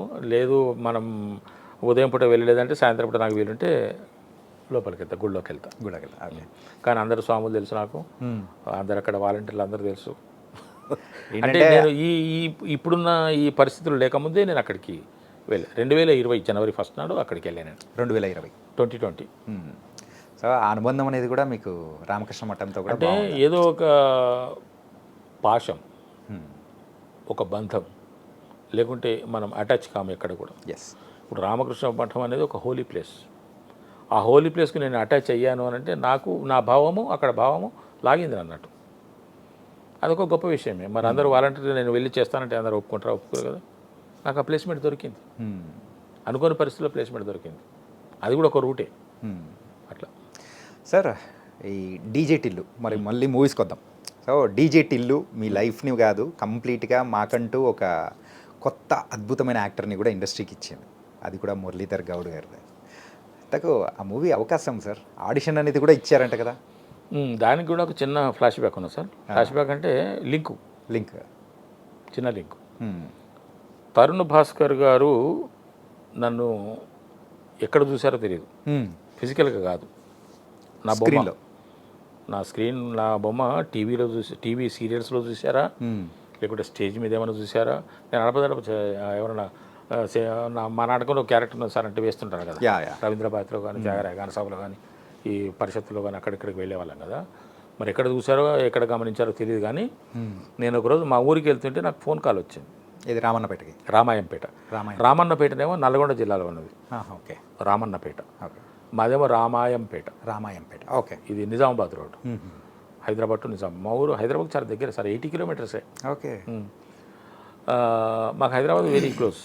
నిజాం మా రామంపేటకి మాకు చాలా క్లోజ్. అంటే మేము అడపదడప వస్తూనే ఉంటాం, పోతూనే ఉంటాం అప్పటి నుంచి కూడా. ఓకే. అయితే నేను ఒకరోజు మా ఊరికి వెళ్తున్న బస్సులో 2014 or 15 ఆ ప్రాంతంలో వెళ్తుంటే నాకు ఫోన్ కాల్ వచ్చింది. తరుణ్ భాస్కర్ గారు నాకు ఎట్లా తెలుసు అని అంటే, ఒక డైరెక్టర్గా, పెళ్లి చూపుల డైరెక్టర్ తెలుసు. ఓకే. అంతకుమించి ఆయనతో నాకు ఆయన ఎవరో నాకు తెలియదు. తరుణ్ భాస్కర్ పెళ్లి చూపుల డైరెక్టర్. ఇటువంటి డైరెక్టర్ చేతిలో పడితే కదా మనకు మంచి క్యారెక్టర్ వస్తుంది అని అనుకునేవాడిని. ఓకే. ఒకరోజు టక్కుని ఫోన్ వచ్చింది, సార్ నేను తరుణ్ భాస్కర్ గారి ఆఫీస్ నుంచి మాట్లాడుతున్నాను, ఒకసారి ఆఫీస్కి వస్తారా, మీరు ఫ్రీగా ఉన్నారా అన్నారు. బస్సు శబ్దం బొబ్బొబ్బొబ్బొబ్బని శబ్దం వస్తున్నది, సరిగ్గా వినపడతలేదు. సార్ ఏంటి సార్ అన్నాను. నేను తరుణ్ భాస్కర్ గారి ఆఫీస్ నుంచి మాట్లాడుతున్నానండి, ఒకసారి ఆఫీస్కి వస్తారా, ఆడిషన్ ఇవ్వాలి అన్నారు. అంటే సార్ నేను ఇప్పుడు రమ్మంటారా సార్, నేను మా ఊరు వెళ్తున్నాను, ఇప్పుడు రమ్మంటే మరి ఇటు నుంచి రిటర్న్ వస్తాను సార్ అన్నాను. అర్జెంట్ ఏం లేదు, మీరు మళ్ళీ ఎప్పుడు వస్తారు, కమింగ్ బ్యాక్ హైదరాబాద్ అన్నాడు. అంటే ఒక 3 days నేను ఇక పని లేకుంటే నేను ఊరికి వెళ్ళిపోయి 3-4 రోజులు, వారం రోజులు ఉండేవాడిని. నేను యాక్చువల్గా 3-4 రోజులు ఉందామని వెళ్తున్నా. సార్ ఒక 3-4 చెప్పి నేను వాస్తవమే సార్, ఒక 3-4 days తర్వాత వద్దాం అనుకుంటున్నాను సార్, లేకుంటే మరి రమ్మంటే రేపు వచ్చేస్తా సార్ అని అన్నా. అంత అర్జెంట్ ఏం లేదండి, మీరు వచ్చినప్పుడే రండి, కానీ కాకపోతే ఒకసారి మీరు హైదరాబాద్ రాగానే నాకు ఒకసారి కాల్ చేయండి అన్నాడు. సరే అని చెప్పేసి పోయి 3-4 రోజుల తర్వాత 4 రోజులకు వద్దాం అనుకున్నాను. కొంచెం తొందరనే బ్యాక్ అయ్యాను. రిటర్న్ బ్యాక్ వచ్చి ఫోన్ చేస్తే రామానాయుడు గారి స్టూడియోలో ఆఫీస్ అండి, మీరు రండి ఒకసారి ఆడిషన్కి రమ్మన్నారు. ఆడిషన్కి వెళ్ళాం. ఆడిషన్కి వెళ్తే వాళ్ళ స్టాఫ్, డైరెక్షన్ డిపార్ట్మెంట్ స్టాఫ్ వచ్చి ఒక సీన్ చెప్పి ఆడిషన్ తీసుకున్నారు. ఆడిషన్ తీసుకున్న తర్వాత ఒక 10 నిమిషాలకు మళ్ళీ వచ్చాడు. 10 నిమిషాలకు వచ్చాడు, బయటకు వచ్చి కూర్చోమన్నాడు. అంతవరకు మంచినీళ్ళు తెప్పించిండు, బయటనే మంచినీళ్ళు తెప్పించిండు, తాగినా కూర్చున్నా. 10 నిమిషాలకు వచ్చాడు. వచ్చి సార్ మళ్ళీ మీకు అప్డేట్ చేస్తాం సార్, మీరు వెళ్ళిపోతాను. అబ్బా అప్డేట్ చేస్తామన్నారంటే కొంచెం డౌట్. మీరు సెలెక్ట్ అయింది సార్, మీకు కాల్ చేస్తామంటే అది వేరే విషయం. మనకు ఆ సెన్స్ అనేది అర్థమైపోతూ ఉంటుంది. అప్డేట్ చేస్తాం సార్ అంటే ఇక నేను మళ్ళీ రాను నాకు అనిపించింది. ఇక మళ్ళీ వస్తామా రాము, డైరెక్టర్ గారు ఉన్నారా సార్ అన్న, మీటింగ్లో ఉన్నాడు. పర్లేదు సార్ కూర్చుంటా. సార్ను డిస్టర్బ్ చేయను, ఇవే వర్డ్స్ వాడిని నేను. పర్లేదు సార్ కూర్చుంటా, సార్ను డిస్టర్బ్ చేయను ప్లీజ్, ఒక్క నిమిషం నమస్కారం చేసుకో అంటే నాకు తరుణ్ భాస్కర్ చూడాలని ఉండే, పెళ్లి చూపులు డైరెక్టర్ చూడాలని, నమస్కారం చేసుకుని వెళ్ళిపోతుంది సార్, ఏం మాట్లాడను, డిస్టర్బ్ చేయను, 1 minute టైం ఏంటి సార్ నాకు అంటే సరేనండి చూస్తా మరి అని లోపలికి వెళ్ళిపోయాను. లోపలికి పోతే పర్మిషన్ ఇస్తే మంచిగా ఉంటుండే, పర్మిషన్ ఎంత సాయంత్రం వరకైనా సార్ ఉందామనుకున్నా సార్ నేను. అప్పటికి టైం 12:30 1 గంట అవుతున్నది. ఉందామనుకున్నా, ఉండి ఆయన ఎందుకంటే ఉన్నాడు మళ్ళీ అంటే అప్పుడు నా పరిస్థితి చాలా అంటే ఒక దర్శకుడిని కలవాలని అంటకు ముందుకు నేను చాలా ఆఫీసులు తిరిగాను కాబట్టి సార్, ఇక్కడ ఎందుకు వచ్చింది అంటే చాలా ఆఫీసులు తిరిగాను కాబట్టి ఎక్కడ సినిమా ఆఫీసు ఉన్నది అని తెలిసినా వాలిపోవడమే, ఎక్కడ సినిమా ఓపెనింగ్ అని అనౌన్స్ చేస్తున్నారు అని అంటే వెతుకోవడమే, ఆఫీస్కి వెళ్ళిపోవడమే. ఒక ఒక ఒక ఒక మన పోస్ట్ కార్డ్ సైజ్ ఫొటోస్ ఉన్నటువంటి ఒక 40-50 ఫోటోలు పెట్టుకొని ఒక చిన్నది నా దగ్గర మంచి ఒకటి పర్స్ లాంటిది ఉండే, ఒకటి ఆల్బమ్ కాదు సార్, ఒక పర్స్ లాంటిది, పర్స్ లాంటి దాంట్లో ఫొటోస్, దాంట్లో అది చాలా నీట్గా ఒక డిగ్నిఫైడ్ కనపడుతుండే. ఓకే, అది ఇట్లా జిప్ ఓపెన్ చేస్తే ఓపెన్ అవుతుంది, 40-50 ఫోటోలు పెట్టుకుంటుంటే డిఫరెంట్ పోజెస్లో ఉన్న 5-6 పోజులు ఉన్నాయో 40-50 ఫోటోలు పెట్టుకుంటుంటే వాటి మీద ఫోన్ నంబర్లు పెట్టి నా పేరు పెట్టేసి పెడుతుండే.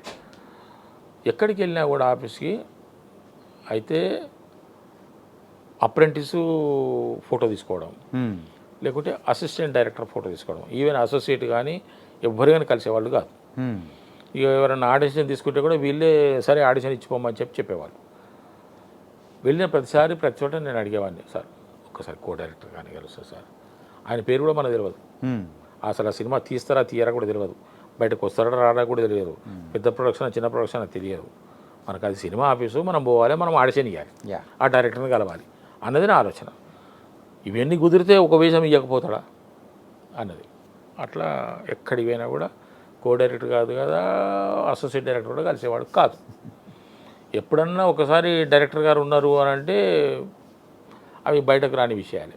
కొత్తగా ఆఫీస్ పెట్టి ఆయన టేబుల్ పెట్టుకొని కూర్చుంటే ఆయన ముందర పోయి ఇక మనం ఏం సార్ ఆయన కూర్చోం సార్, ఏం సార్ అంటే ఇట్లా, అదే సార్ ఏదో మీరు సినిమా తీస్తున్నా కూర్చోండి, చేస్తారా, దాంట్లో ఉన్నాయి మంచి క్యారెక్టర్లు ఉన్నాయి, మంచి ఆశపడుతుంది, మంచి క్యారెక్టర్ సార్ చేస్తారు సార్, ఏదో ఒకసారి ఆడిషన్ చేయండి అంటే ఇక మనం అదే మనకు షూటింగ్ అనుకొని చేస్తుంటాను. ఆ డైరెక్టర్ నుండి లైట్లు ఆనని కెమెరా యాక్షన్ అనని చెప్పేసి నేను వెళ్ళిపోతాను, అంత పీక్లో వెళ్ళిపోతుంటాను, చేసేస్తుంటే వాళ్ళు ఇంప్రెస్ అయ్యేవారు, వెళ్ళిన ప్రతి చోట ఇంప్రెస్ అయ్యేవారు. నేను అట్లా ఎక్కడ ఆడిషన్ ఇచ్చినా కూడా నాకు డెఫినెట్గా సాటిస్ఫాక్షన్ దొరికేది, ఎందుకంటే ఆ డైరెక్టర్ కళ్ళు చూస్తే నాకు తెలిసిపోయేది, వాళ్ళకి నచ్చిందా లేదా అనేది వాళ్ళ చూపుల ద్వారానే అర్థమైపోయింది. ఇంకోసారి వీడేంద్ర బయట చేస్తున్నాడని కూడా అనుకునే వాళ్ళు కూడా ఉండ్రి, అటువంటి వాళ్ళు కూడా ఉన్నారు. అటువంటి పరిస్థితిలో ఈ తరుణ్ భాస్కర్ ఇప్పుడు నేను ఇడిచిపెట్టేది లేదా, నేను చూడకుండా పోయేది లేదని నేను అనుకొని ఇవన్నీ నేను అనుకుంటూ కూర్చున్నా. జస్ట్ ఒక 5 నిమిషాలు అయింది,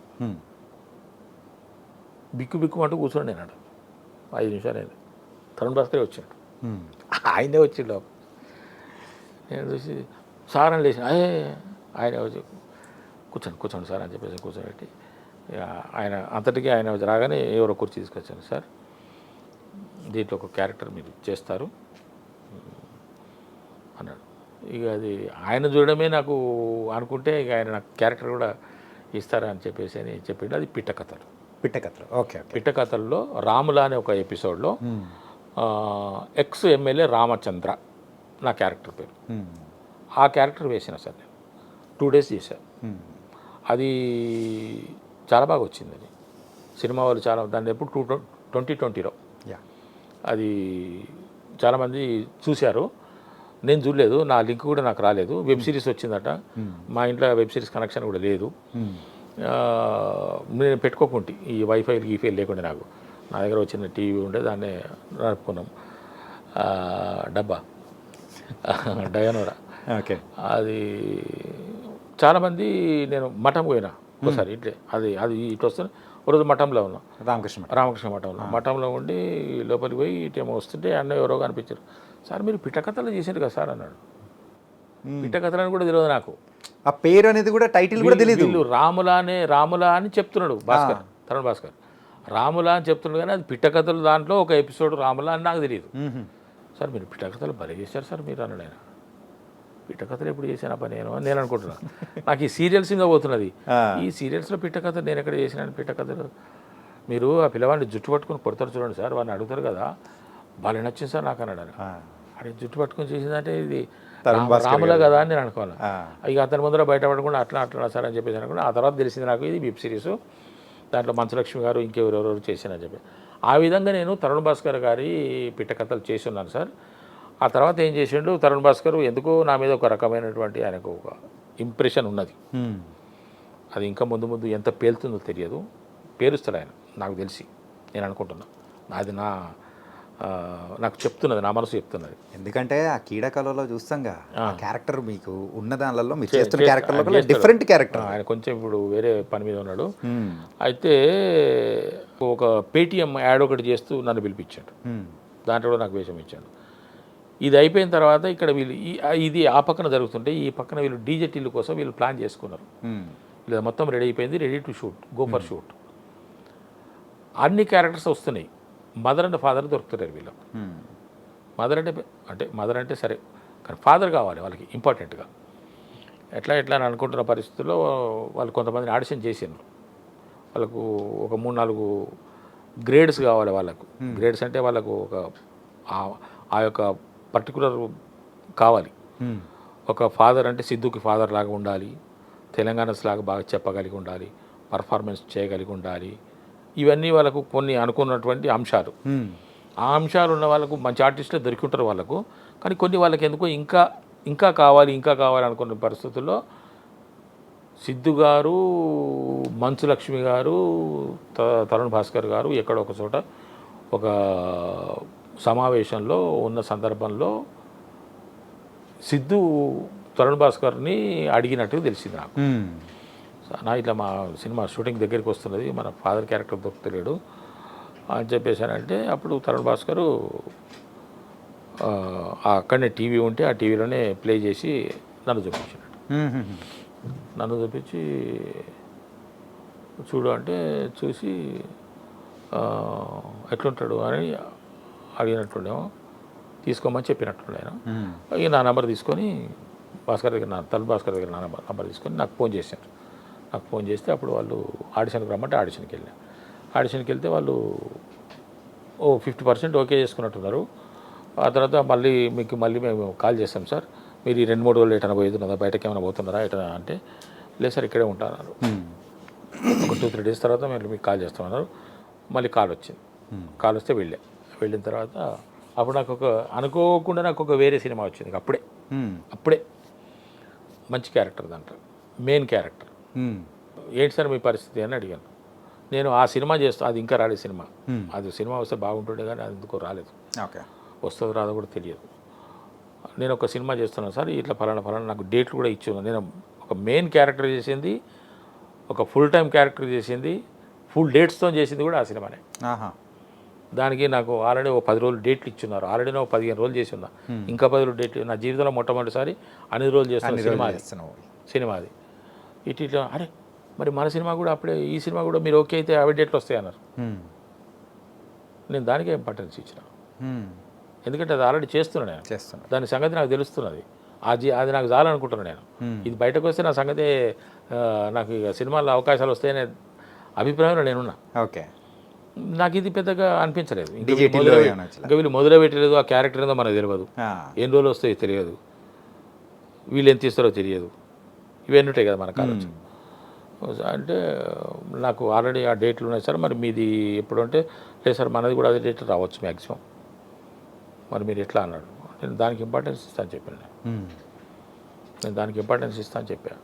చెప్తే అప్పుడు ఒక అసోసియేట్ డైరెక్టర్ వచ్చారు, కాఫీ తెప్పించారు, కాఫీ తాగుతున్నా. అప్పుడు 2వ రూమ్లో తీసుకుపోయాను అనుకో, అంతకుముందు బయట కూర్చొని పెట్టాను, అప్పుడు 2వ రూమ్లో తీసుకుపోయాను. పెరిగింది అప్పుడే అనిపించింది నాకు, అయితే క్యారెక్టర్ ఇచ్చినట్టున్నారు నాకు. అందరు వెళ్ళిపోయారు. ఒక ఆయన ఉన్నాడు, ఆయన చెప్పాడు, సార్ ఈ సినిమా మీరు వదులుకోకండి, ఆ సినిమాని మీరు మేనేజ్ చేసుకోండి, డేట్లు ఏమైనా తేడా వస్తాయి, బట్ దీనికి ఇంపార్టెన్స్ ఇవ్వండి, ఇది మీకు మంచి టర్నింగ్ వస్తుంది చూసుకోండి అన్నాడు.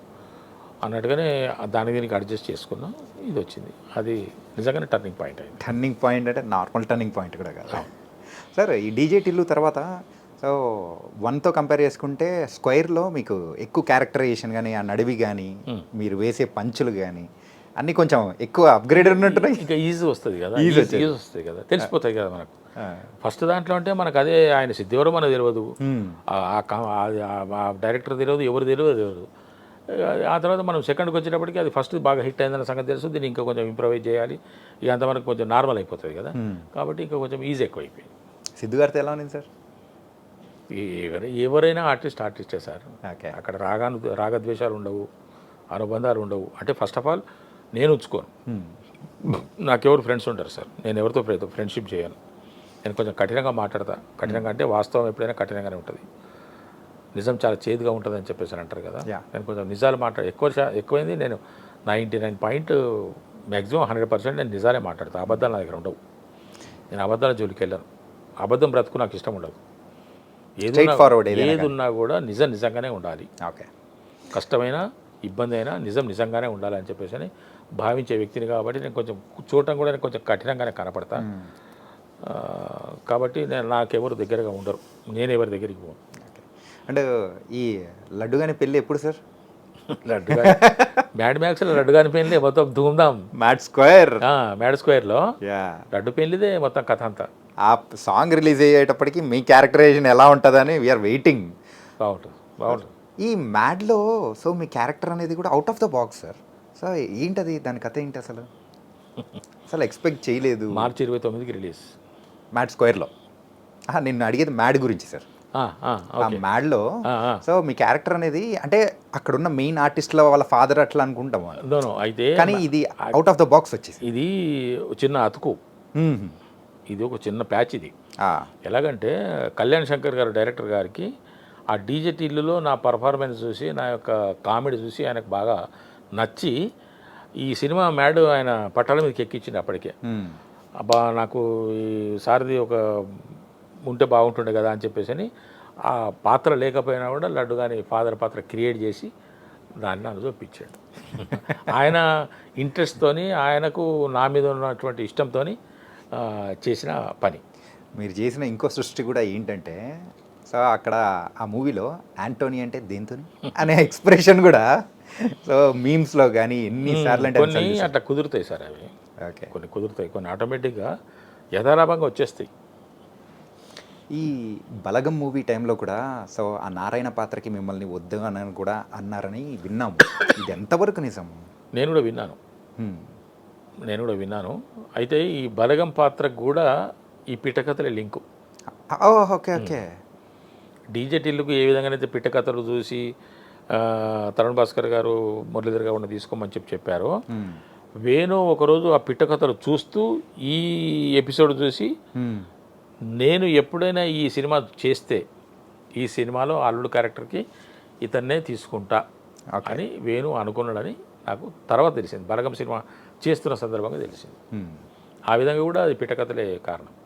అండ్ ఈ బలగం మూవీలో కూడా ఆ బంధం అనుబంధం అనేది కూడా మీరు చేసిన సీరియల్ అనుబంధాలు కూడా వదలలేదేమో.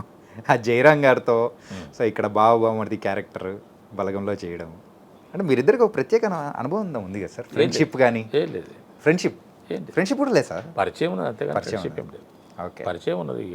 తిరుగుతుంటాం కదా ఆఫీసులన్నీ, 2-3 కలిస్తే తిరగటమే కదా ఆఫీసులకు, అందువల్ల ఆ పరిచయం ఉన్నది అంతే తప్ప ఫ్రెండ్షిప్ కానీ ఇంకా వేరే లేదు. ఓకే, సాన్నిహిత్యం ఏం లేదు.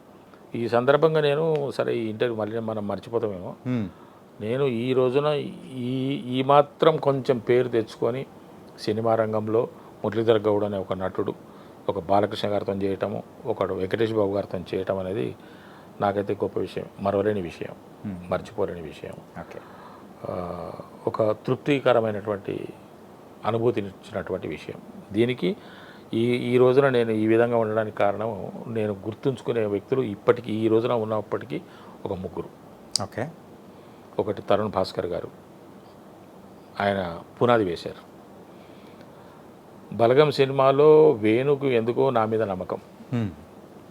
అన్న మీరు ఎప్పటికీ అన్న ఈ సినిమా రిలీజ్ అయిన తర్వాత మీకు ఇంకా తిరుగుండదన్న, ఆరోగ్యం ఒకటి మీరు జాగ్రత్తగా చూసుకోండి, మీరు ఒక దశాబ్ద కాలం పాటు మీరు బిజీ ఆర్టిస్ట్గా ఉంటారు అని చెప్పేసి అని ఒక ఆశీపూర్వకమైనటువంటి అభినందన తెలిపి మనసులో ఉన్నటువంటి మాటను చెప్పి, నువ్వు నాకు ఎప్పుడు కారులో కనపడాలన్నా, నువ్వు అంటే మనం నడుచుకుంటూ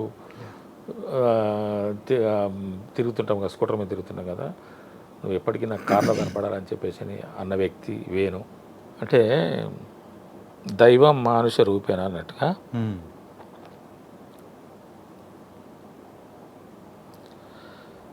ఒక మనిషి ఎదుగుదలకు కొంతమంది కారణమవుతారు.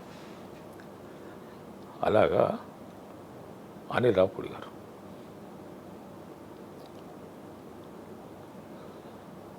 ఎందుకో కానీ అనిల్ గారి పేరు చెప్తున్న టైంలో కూడా ఎమోషనల్ అవుతున్నారు. అది ఎందుకో ఏంటో. అసలు మీ లైఫ్లో ముగ్గురు ఇంపార్టెంట్ అని చెప్పేసి ఆ ముగ్గురు గురించి చెప్పారు, కానీ అనిల్ రావుపూడి గారి పేరు వచ్చినప్పుడు మాత్రం చాలా ఎమోషనల్ అయిపోయారు.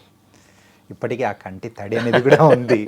సో ఎన్ని టిష్యూస్ ఇచ్చినా కానీ అది సరిపోదు అన్నట్టు కూడా. ఇంకా ఈ ముగ్గురికి నేను రుణపడే ఉన్నా. యా, అంటే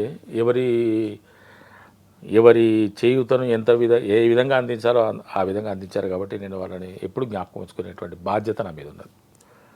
నేను మర్చిపోలేని వ్యక్తులు ఇంతవరకు. భవిష్యత్తులో ఇంకెంతమంది దైవం లాగా వస్తారో నాకు తెలియదు, ఇంకెంతమంది నన్ను ఇంకే విధంగా నన్ను ఉన్నత స్థితికి తీసుకెళ్తారో తెలియదు.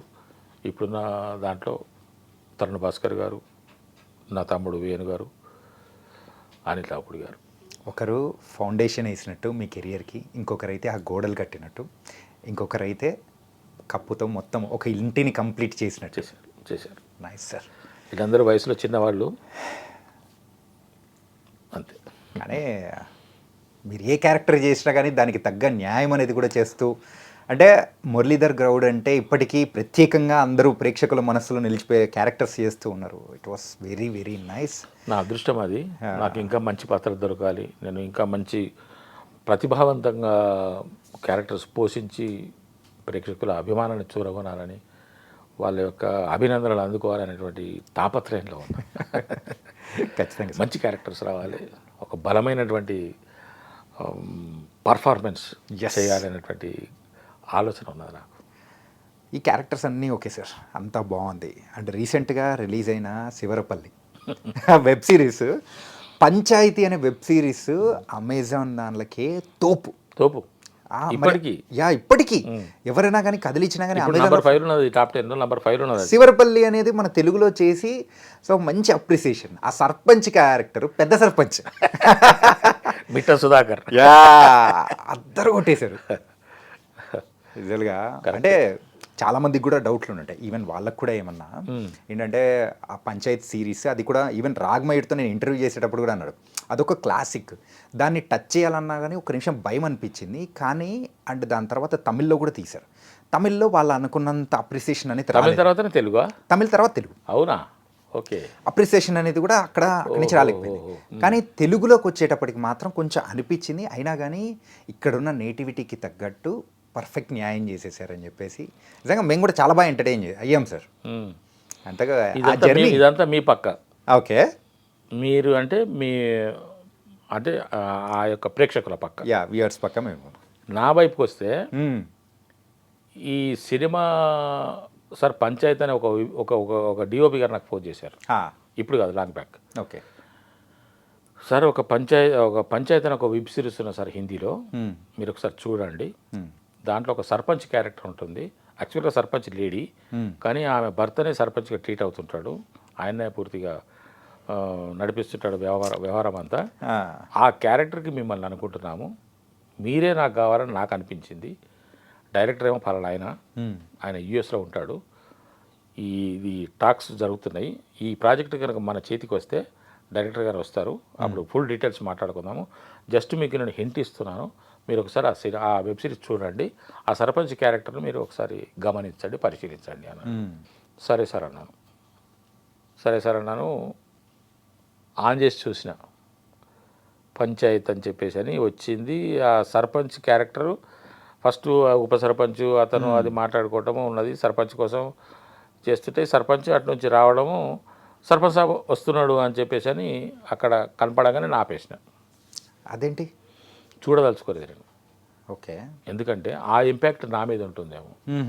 మనం మనంగానే చేయాలి. తెలుగులో చేస్తున్నాం కదా, వేరే భాషలో చేస్తున్నామంటేనేమో వెతుక్కోవాలి.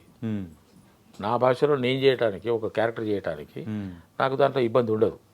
పైగా అది కనుక చూస్తే అతను ఆ రోజున ఎలా చేశాడో అని చెప్పేసినటువంటి ఒక ఆలోచన నాకు వస్తుందేమో, ఓకే. నా ఒరిజినాలిటీ మిస్ అవుతానేమో అని ఒక భయం వేసింది నాకు. కాబట్టి దాన్ని అక్కడే ఆయన చూడగానే ఆపేసాను నేను. ఆపేశాను. ఇంకా ఈ ప్రోగ్రామ్ మీరు నుంచి షిఫ్ట్ అయిపోయింది. షిఫ్ట్ అయిపోయి అది ఉత్తరాంధ్రకి వెళ్ళిపోయింది ఆ project. Okay. Back drop Telangana కాకుండా ఉత్తరాంధ్ర టైప్ ఉత్తరాంధ్రకి వెళ్ళిపోయింది. ఉత్తరాంధ్రకి వెళ్ళిపోయి వాళ్ళు అక్కడ వెతుకోవడము చేసుకోవడం జరిగింది. నా మిత్రుడికి ఒకరికి సర్పంచ్ క్యారెక్టర్ అని అనుకున్నారు. ఆ మిత్రుడు నాకు ఫోన్ చేసి మేము మాట్లాడుకున్న సందర్భంలో ఏం చేస్తున్నారంటే నేను అన్న ఇట్లా పంచాయతీ తెలుగులో చేస్తున్నారు, నేను చేస్తున్నాను సర్పంచ్. అదేంటి నీకు నాకు అది చెప్పింది అంటే తెలంగాణలో చెప్తే నీకు చెప్పారు, ఉత్తరాంధ్రలో నాకు చెప్పారని ఆయన అన్నాడు. సర్లే పోన్లే అయితే ప్రాజెక్ట్ అటు షిఫ్ట్ అయినట్టున్నది అని అనుకున్నాను. ఆ తర్వాత మళ్ళీ అది ఇటు వచ్చేసింది. ఇటు వచ్చి ఇక్కడ ఇంకో 2-3 దర్శకులు మారినట్టున్నారు. చివరికి భాస్కర్ దగ్గరికి వచ్చిన తర్వాత వాళ్ళు నాకు కాల్ చేశారు. ఓకే. కాల్ చేసి ఇట్లా సర్పంచ్ క్యారెక్టర్ సార్ ఇట్లా అని అంటే, అదేంటంటే నాకు వేరే వాళ్ళుగా చెప్పింది అని అంటే ఇట్లా జరిగిందని తెలిసి నేను ఎక్కడ కూడా తొట్టుపాటు పడలేదు. ఇప్పుడు ఆ శివరపల్లి మిమ్మల్ని ఎంత ఆకట్టుకుంటుందో, మిమ్మల్ని ఎంతగా ఆనందింపజేస్తుందో నాకు తెలియదు, కానీ నేను మాత్రం ఆ శివరపల్లిలో సర్పంచ్ క్యారెక్టర్ చేయడానికి ఎటువంటి తొట్టుపాటు పడలేదు.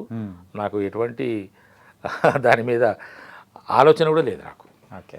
నా దూరంలో నేను చేసుకుంటూ వెళ్ళిపోయాను. సర్పంచ్ అంటే ఇలాగ ఉండాలి, ఇది నాకు అర్థమైన విషయమే అని చెప్పేసి చేసుకుంటూ వెళ్ళిపోయాను. కానీ చాలామంది దాన్ని చాలా అప్రిషియేట్ చేస్తున్నారు. చాలా అప్రిషియేట్. సార్ మంచి కాఫీ తాగుతున్నాం కాబట్టి ఓకే, కాఫీనేనా లేకపోతే మందలవట్లేదా సార్? కళ్ళు ఎప్పుడో ఒకసారి మా ఊరికి వెళ్తే కూడా నేను కళ్ళు తెప్పించుకొని తాగుతాను. అంటే మేము గౌడ్స్ కదా, ఇక అంతా మన వాళ్ళే ఉంటారు కాబట్టి తెమ్మంటే 1 గ్లాసు 2 గ్లాసులు అంతే. ఎప్పుడైనా అవుట్డోర్ షూటింగ్కి వెళ్తే కూడా నేను ఎక్కువ మన వాళ్ళందరూ మందుల మీద కూర్చొని తాగుతుంటే నేను కళ్ళుకు ప్రిఫర్ చేస్తాను. ఓకే. దొరికితే ఒకసారి కళ్ళు నీరను తెప్పించండి తాగుతానంటాను. ఆ విధంగా అంతే తప్ప నాకు అలవాట్లేదు. ఓకే. ఓకే. ఎందుకంటే యూజువల్గా ఇక్కడున్న నార్మల్ ట్రెడిషన్ ప్రకారము సో అలవాటు అనేది కూడా ఉంటుందేమో అని చెప్పి అప్పుడప్పుడు అనిపిస్తుంది చేసుకుందాం మనం కూడా అలవాటు అని. కానీ మరి ఈ సిగరెట్ అలవాటు కూడా నాకు ఒకప్పుడు కాల్చేవాడిని అప్పుడప్పుడు. ఇప్పుడు లేదు, అది కూడా లేదు. ఇప్పుడు ఎప్పుడైనా సినిమాకు సందర్భించి అవసరం పడితే ఒక బీటో సిగరెట్ కాల్చారు సార్ అంటే కాలుస్తారు. ఓకే. మరి దావత్ అంటే ఏం చేసుకుంటారు సార్? అది కూడా లేదు నాకు. మాంసాహారం తక్కువ, అస్సలు దాదాపు అవాయిడ్ చేసేసింది దాన్ని. ఎప్పుడో ఒకసారి అంతే, ఇష్టం కూడా ఉండదు నాకు తినాలని. ఓకే. అండ్ శివరపల్లిలో మీరు చేసిన క్యారెక్టరైజేషన్ కొంచెం సెటిల్డ్గా అట్లా అనిపిస్తుంది, కాకపోతే ఇంకా కొంచెం ఎక్స్పెక్ట్ చేయొచ్చేమో అని కూడా అనిపిస్తుంది. ఉండే అవకాశం ఉండే కానీ వాళ్ళు కొన్ని లిమిటేషన్స్ పెట్టారు. ఓకే. సార్ ఇది ఇంతవరకే ఉండాలి అని చెప్పేసి. లేకుంటే నేను కొన్ని సిచ్యువేషన్స్లో కొన్ని సందర్భాల్లో నేను కొంచెం ఇంకా బాగా చేయాలని నాకు అనిపించేది యాజ్ ఎన్ ఆర్టిస్ట్. కానీ ఆ డైరెక్టర్ గారు వాళ్ళకు ఉన్నటువంటి పరిధుల్లో మరి కొంచెం ఇది ఇంతనే ఉండాలి సార్ అని చెప్పేసి అనడం. సెకండ్ సీజన్ ఉన్నదిగా చూసుకుందాం, అప్పుడు చూసుకుందాం. అక్కడ మాత్రం లిమిటేషన్స్ ఏమి ఉండవు అని అడుగుదాం అనుకుంటున్నాను. ఎందుకంటే మన నేటివిటీ వేరు. ఇప్పుడు అది హిందీ, అక్కడ నేటివిటీ వేరు, వాళ్ళ ఆచారాలు వేరు, వాళ్ళ యొక్క వ్యవహారాలు వేరు. తెలుగులో మనకు తగ్గట్టుగా మనం చేసుకోవాలి. సిచ్యువేషన్ అదే ఉంటుంది, కంటెంట్ అదే ఉంటుంది, విషయం అంతా అదే ఉంటుంది, కానీ చెప్పుకునే విధానంలో మనం తేడా చూపించవచ్చు కదా. కాబట్టి ఆ విధంగా చేద్దామని నాకు అనిపిస్తున్నది. అడుగుతాను డైరెక్టర్ గారిని, మరి ఏమంటారు చూద్దాం. సార్ మీ ఆన్ స్క్రీన్ పేరు మాత్రం బాగుంది సార్, మీరు రూప గారు. అంటే హిట్ పేరు లాగా అట్లా సెట్ అయిపోయారు సార్ అనుకుంటున్నారు. అండ్ ఇంకా నెక్స్ట్ రాబోతున్న మూవీస్ ఏంటి సార్? ఇప్పుడు నేను కంప్లీట్ చేసిన సినిమాలో ఒక 5-6 సినిమాలు కంప్లీట్ చేస్తున్నాను. రేపు మార్చిలో 2 సినిమాలు రిలీజ్ అవుతున్నాయి, ఏప్రిల్లో ఇంకా 2 సినిమాలు రిలీజ్ అవుతున్నాయి. కొత్తగా 2 సినిమాలు మొన్న చేశాను, అవి కంప్లీట్ అయినాయి, కానీ అంటే ఇంకా పూర్తి దశలో కాలేదు. ఓకే. ఇప్పుడు నేను చెప్పిన 6-7 సినిమాలు ఫస్ట్ కాపీ రెడీ అయినాయి, రెడీ టు రిలీజ్. 2 సినిమాలు మొన్ననే కంప్లీట్ చేశాను. ఇప్పుడు ఒక 3 సినిమాలు ఈ నెలాఖరులో, ఒకటి నెక్స్ట్ మంత్లో 2 స్టార్ట్ అవుతున్నాయి. తర్వాత ఒక వెబ్ సిరీస్ కూడా మార్చిలో ఉంటుంది. మార్చిలో డేట్ కుదరకపోతే ఏప్రిల్లో. కానీ ఈ అన్ని మూవీస్లలో కల్లా అందరూ ప్రేక్షకులు మీ క్యారెక్టర్ కోసం సపరేట్గా వెయిట్ చేస్తున్నది మ్యాడ్ స్క్వేర్. దాంట్లో డెఫినెట్గా వాళ్ళ కోరిక, వాళ్ళ యొక్క ఏదైతే ఎగ్జైట్మెంట్ ఉందో 100% ఫుల్ఫిల్ అవుతుంది. 100% అవుతుంది. అడ్వాన్స్గా చెప్తున్నాను. అంటే చెప్పుకోకూడదేమో కానీ ఇది వేరే ఆలోచనతో చెప్పట్లేదు. ఇంకొక సూపర్ డూపర్ హిట్ సినిమా అది. ఓకే. Mad max. ముందు మ్యాడ్ మ్యాక్స్, ఇప్పుడు మ్యాడ్ స్క్వేర్. ఓ మ్యాడ్ మ్యాక్స్ కాస్త ఫస్ట్ మ్యాడ్ మ్యాక్స్ అనుకున్నాం, మ్యాక్సిమం మ్యాడ్ అనుకున్నారు. దాంట్లో సునీల్ గారి క్యారెక్టర్ పేరు మ్యాక్స్ అయిపోయింది. అందువల్ల దాన్ని మార్చేసి సునీల్ మ్యాడ్ స్క్వేర్ అని పెట్టారు. పైగా మాది టిల్లు స్క్వేర్ ఉంది కదా, ఇది కూడా సేమ్ ప్రొడక్షన్ కదా, సితారా ఎంటర్టైన్మెంట్స్, కాబట్టి దీనికి మ్యాడ్ స్క్వేర్ అని పెట్టారు. ఓకే. సునీల్ గారి పేరు దాంట్లో మ్యాక్స్. Okay okay. సునీల్ గారు నా కాంబినేషన్లో మీకు మంచి కాంబినేషన్స్ ఉంటాయి. రగ్గొట్టేస్తారనమాట మొత్తం.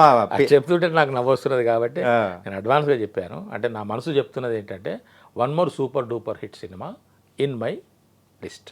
లైట్స్. అంటే సార్ మీరు ఇందాక మాట్లాడేటప్పుడు కూడా ఒకటి అన్నారు, ఏంటంటే ఒక బలమైన క్యారెక్టర్ చెయ్యాలని కోరిక అని. అంటే బలమైన క్యారెక్టర్ అంటే ఏ కైండ్ ఆఫ్? అంటే ఒక పర్ఫార్మెన్స్ చేయడానికి స్కోప్ ఉన్నటువంటి క్యారెక్టర్. పర్ఫార్మెన్స్, ఆల్ ఎమోషన్స్, అన్నీ. అంటే ఒక పాత్రలో అన్ని రకాల హావభావాలు, అన్ని రకాల అనుభూతులు వచ్చే విధంగా. ఓకే. అంటే నాకు ఇదైతే నేను అత్యాశ అని చెప్పుకోవాలి, ఎందుకంటే నా స్వార్థం కోసం. అంటే ఒక మనిషి యొక్క జీవితం స్టార్ట్ అయినప్పటి నుంచి వాడు కాటికి వెళ్ళేంత వరకు ఒక క్యారెక్టర్ ఉంటే, ఆ విధంగా నేను అన్ని సంతోషాలు, విషాదాలు, దాని ఏమంటారంటే కోపాలు, ఇవన్నీ ఆవేశాలు, ఇవన్నీ చూపించుకోవచ్చు అని నా ఆలోచన. ఓకే. అటువంటి క్యారెక్టర్ చేయాలని ఉన్నాయి. కొన్ని సినిమాలు కొంతమంది చేసినవి ఉన్నాయి కదా, అటువంటి క్యారెక్టర్స్ మనం చేయాలి. తొందరలో వచ్చేస్తుందేమో. వస్తే సంతోషమే. నాకు అదొక్కటి చాలు సార్. నేను ఎన్నో సినిమాలు చేయాలనే కోరిక కూడా నాకు లేదు. పరిపూర్ణమైనటువంటి నటుడిగా, ప్రతిభావంతుడైనటువంటి నటుడిగా అంటే నా కోరిక. అంటే ఒక డైరెక్టర్ని సాటిస్ఫై చేస్తే ప్రపంచాన్ని సాటిస్ఫై చేసినట్టే. కాంప్రమైజ్ కాకుండా డైరెక్టరు, కన్విన్స్ కాకుండా డైరెక్టరు, ఆయన అనుకున్నట్టుగా వచ్చేంత వరకు వదిలిపెట్టకుండా చేయించుకునే డైరెక్టర్ను సాటిస్ఫై చేయాలనే కోరిక నాకున్నది. వస్తుంది సార్. ఎందుకంటే అంత పాత్ర పోషణ ఆ విధంగా ఉండాలి, పాత్ర శైలి ఆ విధంగా ఉండాలి. ఆ పాత్రను చూస్తే అందరూ ఆహా అనుకోవాలి. ఇవన్నీ ఆహా అని ఎట్లయితే మీరు అన్నారో మీ క్యారెక్టర్ గారు, సో అలా మేము కూడా వెయిటింగ్ సార్. Thank you. రావాలని కూడా కోరుకుంటున్నాము. Thank you sir. Before closing మన ఇంటర్వ్యూ, సో ఇంకా 2-3 క్వశ్చన్స్ ఉన్నాయి. సో ఫస్ట్ ఫ్లైట్ ఎక్కింది ఎప్పుడు సార్? ఫస్ట్ ఫ్లైట్ ఎక్కింది, దానికి కూడా చిన్న కథ చెప్తా. ఆ స్టోరీ చాలా ఇంట్రెస్టింగ్ ఉంటుంది. అంటే నేను నా జీవితంలో విమానం ఎక్కగలనా అనుకున్నా. విమానం మనం ఎందుకు ఎక్కుతాం, విమానం ఎక్కే స్థాయి కానీ, స్తోమత కానీ, అవసరం కానీ మనకేముంటుంది అని అనుకుని చూసేవాడిని. ఒకరోజు మేము శ్రీశైలం వెళ్ళాం మా ఫ్యామిలీ. ఓకే. నేను, నా భార్య, నా పిల్లలు. పిల్లలు పడుకున్నారు. మా బంధువులు ఇంకా వేరే వాళ్ళు కూడా అక్కడ కలిశారు. వాళ్ళు ఉన్నారని చెప్పేసి అని అప్పుడు రోప్ వే కనిపించింది నాకు. రోప్ వే, ఈ దరి నుంచి ఆ దరికి రోప్ వే. సరే, ఎట్లాగో మనం విమానం ఎక్కాము, గాలిలోనైతే ప్రయాణం చేయలేము. ఇది కూడా గాలినే కదా పోయేది, భూమి మీదనైతే లేదు అది. ఈ పక్క నుంచి ఆ పక్క దాకా విమానమే, ఇదే విమానం అనుకుందామని చెప్పేసి రోప్ వేలో వెళ్ళాను సార్. నేను నిజంగా విమానం ఎక్కుతాను నేను అనుకోలేదు. ఎక్కాలని కోరిక ఉంటుందిలే కానీ విమానం ఎక్కలేనని అనుకొని అట్లా రోప్ వే మీద ప్రయాణం చేశాను నేను, నా భార్య. ఆ చివరికి వెళ్ళి ఈ చివరికి వచ్చినాం. ఓకే. అయితే విమాన ప్రయాణం ఎప్పుడు జరిగింది అని అంటే, మా తమ్ముడి కొడుకు పెళ్ళి రాజస్థాన్లో జరిగింది. అప్పుడు వెళ్ళటం ట్రైన్లో వెళ్ళి తిరిగి వచ్చినప్పుడు ఫ్లైట్లో వచ్చినాం. ఓకే. సో ఒక డిఫరెంట్ ఎక్స్పీరియన్స్. అది మొదటి ప్రయాణం విమానంలో ఆ రోజు జరిగింది. ఆ తర్వాత నన్ను విశ్వక్సేను దేశాలు దాటించాడు. దేశాలు? ఏ దేశం వెళ్ళారు? బ్యాంకాక్ వెళ్ళాం. బ్యాంకాక్ వెళ్ళారా? థాయిలాండ్ వెళ్ళాం. భాస్కర్ దమ్కి సినిమా చేసిన కదా విశ్వక్సేన్ది, దాంట్లో థాయిలాండ్ తీసుకెళ్ళాను. ఓకే. ఆ విధంగా ఇంటర్నేషనల్ ఫ్లైట్ కూడా ఎక్కాను. ఇక ఇప్పుడు అదృష్టవశాత్తు అదే కాలం కలిసి వస్తే అన్నీ వస్తాయి సార్. అంటే ముఖ్యంగా ప్రతిభ కన్నా ముఖ్యంగా సినిమా రంగంలో కావాల్సింది అదృష్టం. ఎంతోమంది పెద్దలు చెప్పిన మాటనే, ఆ అదృష్టం అనేది ఉంటే మిగతా అన్నీ వస్తుంటాయి. ప్రతిభను మనం కాపాడుకోవాలి, మన ప్రవర్తన మంచిగా చూసుకోవాలి, కొంచెం సచ్చీలతతో ఉండాలి, అందరితో జర ఒళ్ళు దగ్గర పెట్టుకొని ఉండాలి. Yeah. ఇవన్నీ ఉంటే మనకు దారి ఇంకా కొంచెం ముందుకు నడవచ్చు. ఆ విధంగా నా అదృష్టం బాగుంది కాబట్టి ఇప్పుడు విమాన ప్రయాణాలు కొంచెం క్యాజువల్ అయినాయి. క్యాజువల్ అయిపోయినాయి. ఓకే, ఇంతకు బ్యాంకాక్ ఎలా ఉంది సార్? బ్యాంకాక్ అంటే నాకు ఒకటి గుర్తొస్తుంది. బ్యాంకాక్ అంటే ఒకటి గుర్తొస్తుంది నాకు. చెప్తా, మీరు అడిగిన దాని అర్థం కూడా నాకు అర్థమైంది. ఒకప్పుడు ప్రదేశ్ కాంగ్రెస్ కమిటీ అధ్యక్షుడిగా ఆంధ్రప్రదేశ్ ఉన్నప్పుడు ఆంధ్రప్రదేశ్ కాంగ్రెస్ కమిటీ అధ్యక్షుడిగా ఎం సత్యనారాయణరావు గారు ఉండేవారు. అవును, నాకు కొంచెం రాజకీయం అంటే చాలా ఇష్టం. ఓకే, అందుకే నాకు రాజకీయ నాయకుల పేర్లు వాళ్ళని నేను ఫాలో అవుతుంటా. ఇప్పుడు అసహ్యం వేస్తున్నది కానీ నేను వాళ్ళను ఫాలో అవుతుంటా. ఆయన ఒకసారి ఢిల్లీ పోయాడు ఓకే, హైకమాండ్ కలవడానికి. అంతవరకు తెలుసు. అప్పుడు ఇవన్నీ సోషల్ మీడియా లేవు కదా, ఈ ఫోన్లు లేవు, ఈ మీడియా లేవు. అప్పుడు దూరదర్శన్ ఉండేనో లేదో కూడా తెలియదు. ఆకాశవాణి ప్రాంతీయ వార్తలు అంటేనే వినాలి మనం. ఇంకోటి విషయం చెప్పాను నీకు, ఆల్ ఇండియా రేడియో ఆర్టిస్ట్ని కూడా నేను. అవునా? బి గ్రేడ్ ఆర్టిస్ట్ని. ఓకే, నేను ఆల్ ఇండియా రేడియో డ్రామా రికార్డింగ్స్లో ఉంటాను నేను. దూరదర్శన్లో సీరియల్స్ చేశారు అట్లా తెలుసు కానీ బట్ ఆల్ ఇండియా రేడియో అనేది ఆల్ ఇండియా రేడియో ఆర్టిస్ట్ని నేను, బి గ్రేడ్ ఆర్టిస్ట్ని. ఓకే, బి గ్రేడ్ ఆర్టిస్ట్ని. దాంట్లో కూడా నాకు ఒక మిగిలిపోయిన కోరిక ఒకటి ఉన్నది. ఇప్పుడు నాకు అది ఎందుకు గుర్తొచ్చిందంటే ఆకాశవాణి ప్రాంతీయ వార్తల్లో వినటం అని చెప్పేసానంటే అది గుర్తొచ్చింది నాకు. ఓకే, అనౌన్సర్ గానా ఏంటి? నో, నాకు ఆకాశవాణిలో ప్రాంతీయ వార్తలు చదవాలని కోరిక బలంగా ఉంది. పోయి అడిగిన నేను. బి గ్రేడ్ ఆర్టిస్ట్ అయిన తర్వాత ఇంటర్వ్యూకి అటెండ్ అయినా వాయిస్ తీసుకున్నారు, బి గ్రేడ్ ఆర్టిస్ట్ అయింది. ఆ తర్వాత 2-3 డ్రామాలు రికార్డింగ్ చేసిన తర్వాత ఇక నాకు ఆల్ ఇండియా రేడియో ఏఐఆర్ నాకు రాకపోకలు నాకు సాధారణమే అయిపోయిన తర్వాత నా దృష్టి ఈ ప్రాంతీయ వార్తలు చదువుదామని దాని మీద పడ్డది. ఓకే, ఎప్పటి నుంచో నాకు ఆ డి వెంకటరామయ్య గారు చదివేదన్నా, తర్వాత కొంతమంది బాగా నోటెడ్ అనౌన్సర్స్ ఈ రీడర్స్ చదివే ప్రాంతీయ వార్తలు వింటే నాకు చాలా సంతోషం వేసేది. ఆ విధంగా నా వాయిస్ కూడా కొంచెం డిఫరెంట్గా మార్చేసి డి వెంకటరామయ్య గారు లాగా ఆకాశవాణి ప్రాంతీయ వార్తలు చదువుతున్నది డి వెంకటరామయ్య అని చదువుతున్నట్టుగా నేను కూడా ఐరన్ మురళీధర్ గౌడ్ అని చెప్పు అని నాకు ఉండేది. పోయి అడిగితే కాదు సార్, దీనికి ఏజ్ లిమిట్ ఉంటుంది, ఏజ్ లిమిట్ లేకుంటే డెఫినెట్గా నేను చేసుకునే వాళ్ళమే కానీ మీ వాయిస్ బాగుంది కానీ దీనికి 45 years ఏజే, అంతకు మించి దాటితే యాక్సెప్టెన్స్ లేదన్నారు. అయితే ఈ ఆకాశవాణి ఈ వచ్చే తెల్లవారితే పేపర్లో వార్తలు రావాలి. అవును, తెల్లవారి పేపర్లో హెడ్లైన్ వచ్చింది, కాలు కింద పెట్టకుండా ఢిల్లీ వెళ్ళి వచ్చిన ప్రెసిడెంట్ అని. ఫ్లైట్ కాలు కింద పెట్టకుండా ఢిల్లీ వెళ్ళి వచ్చిన పిసిసి ప్రెసిడెంట్ అని సత్యనారాయణ గారి వార్త వచ్చింది. ఏంటంటే బేగంపేటలో ఫ్లైట్ ఎక్కిండు, ఢిల్లీకి పోయిండు, ఢిల్లీ చేరుకున్నాడు, కానీ అక్కడ వాతావరణం అనుకూలించలేదు. ఓకే, అది యూటర్న్ తీసుకొని మళ్ళీ హైదరాబాద్కి మళ్ళీ ఇక్కడే ల్యాండ్ అయింది. ఆ విధంగా ఢిల్లీ కాలు కింద పెట్టకుండా ఢిల్లీ వెళ్ళి తిరిగి వచ్చిన ప్రెసిడెంట్ ఎంఎస్ఆర్ అవును, అట్లా వార్త ఉన్నట్టుగా నేను కూడా ఏమొచ్చింది ఇప్పుడు బ్యాంకాక్ వెళ్ళినా కదా, అట్లా కాలు కింద పెట్టకుండా ఢిల్లీ వెళ్ళి తిరిగి వచ్చిన ప్రెసిడెంట్ లాగా నేను కూడా బ్యాంకాక్ వెళ్ళి వచ్చా.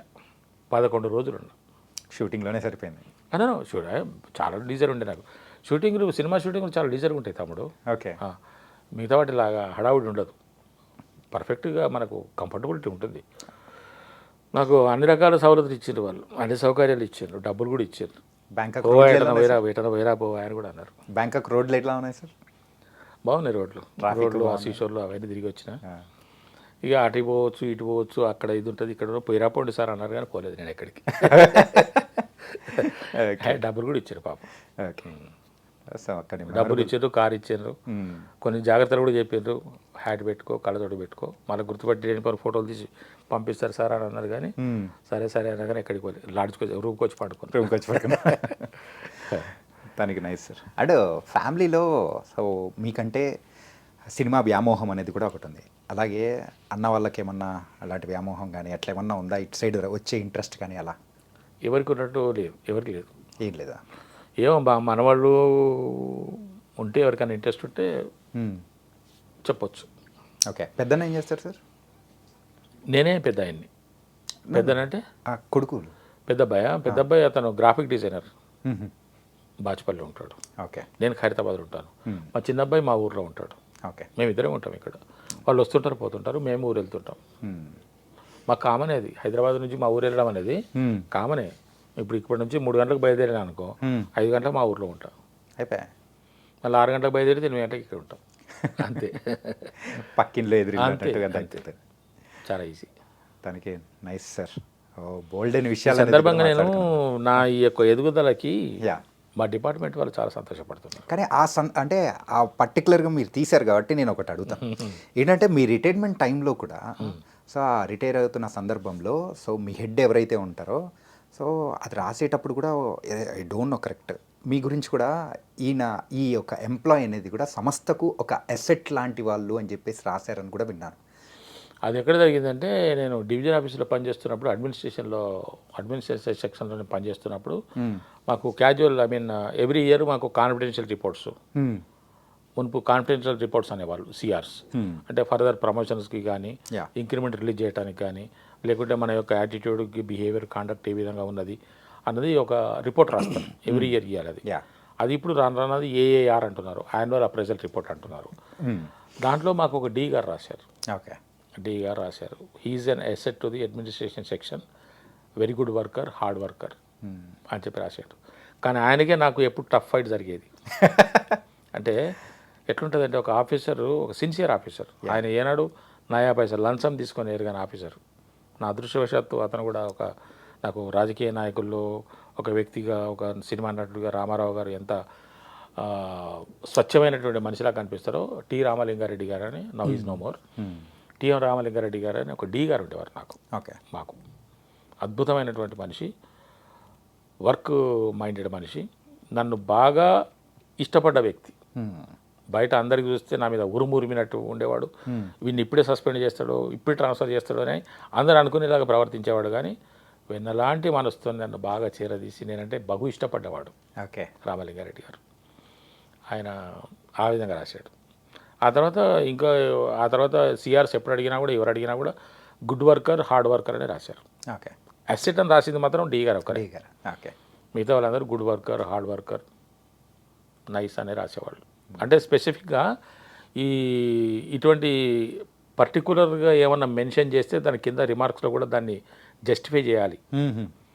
ఎందుకు ఆ విధంగా చెప్పాను, పార్షాలిటీ చూపిస్తున్నాడా, లేకుంటే నీకేమన్నా నచ్చినవాడా, లేకుంటే నీకేమన్నా తొత్త అనేటువంటివి ఉంటాయి కదా, కొంతమంది చేస్తారు కదా అలాగా.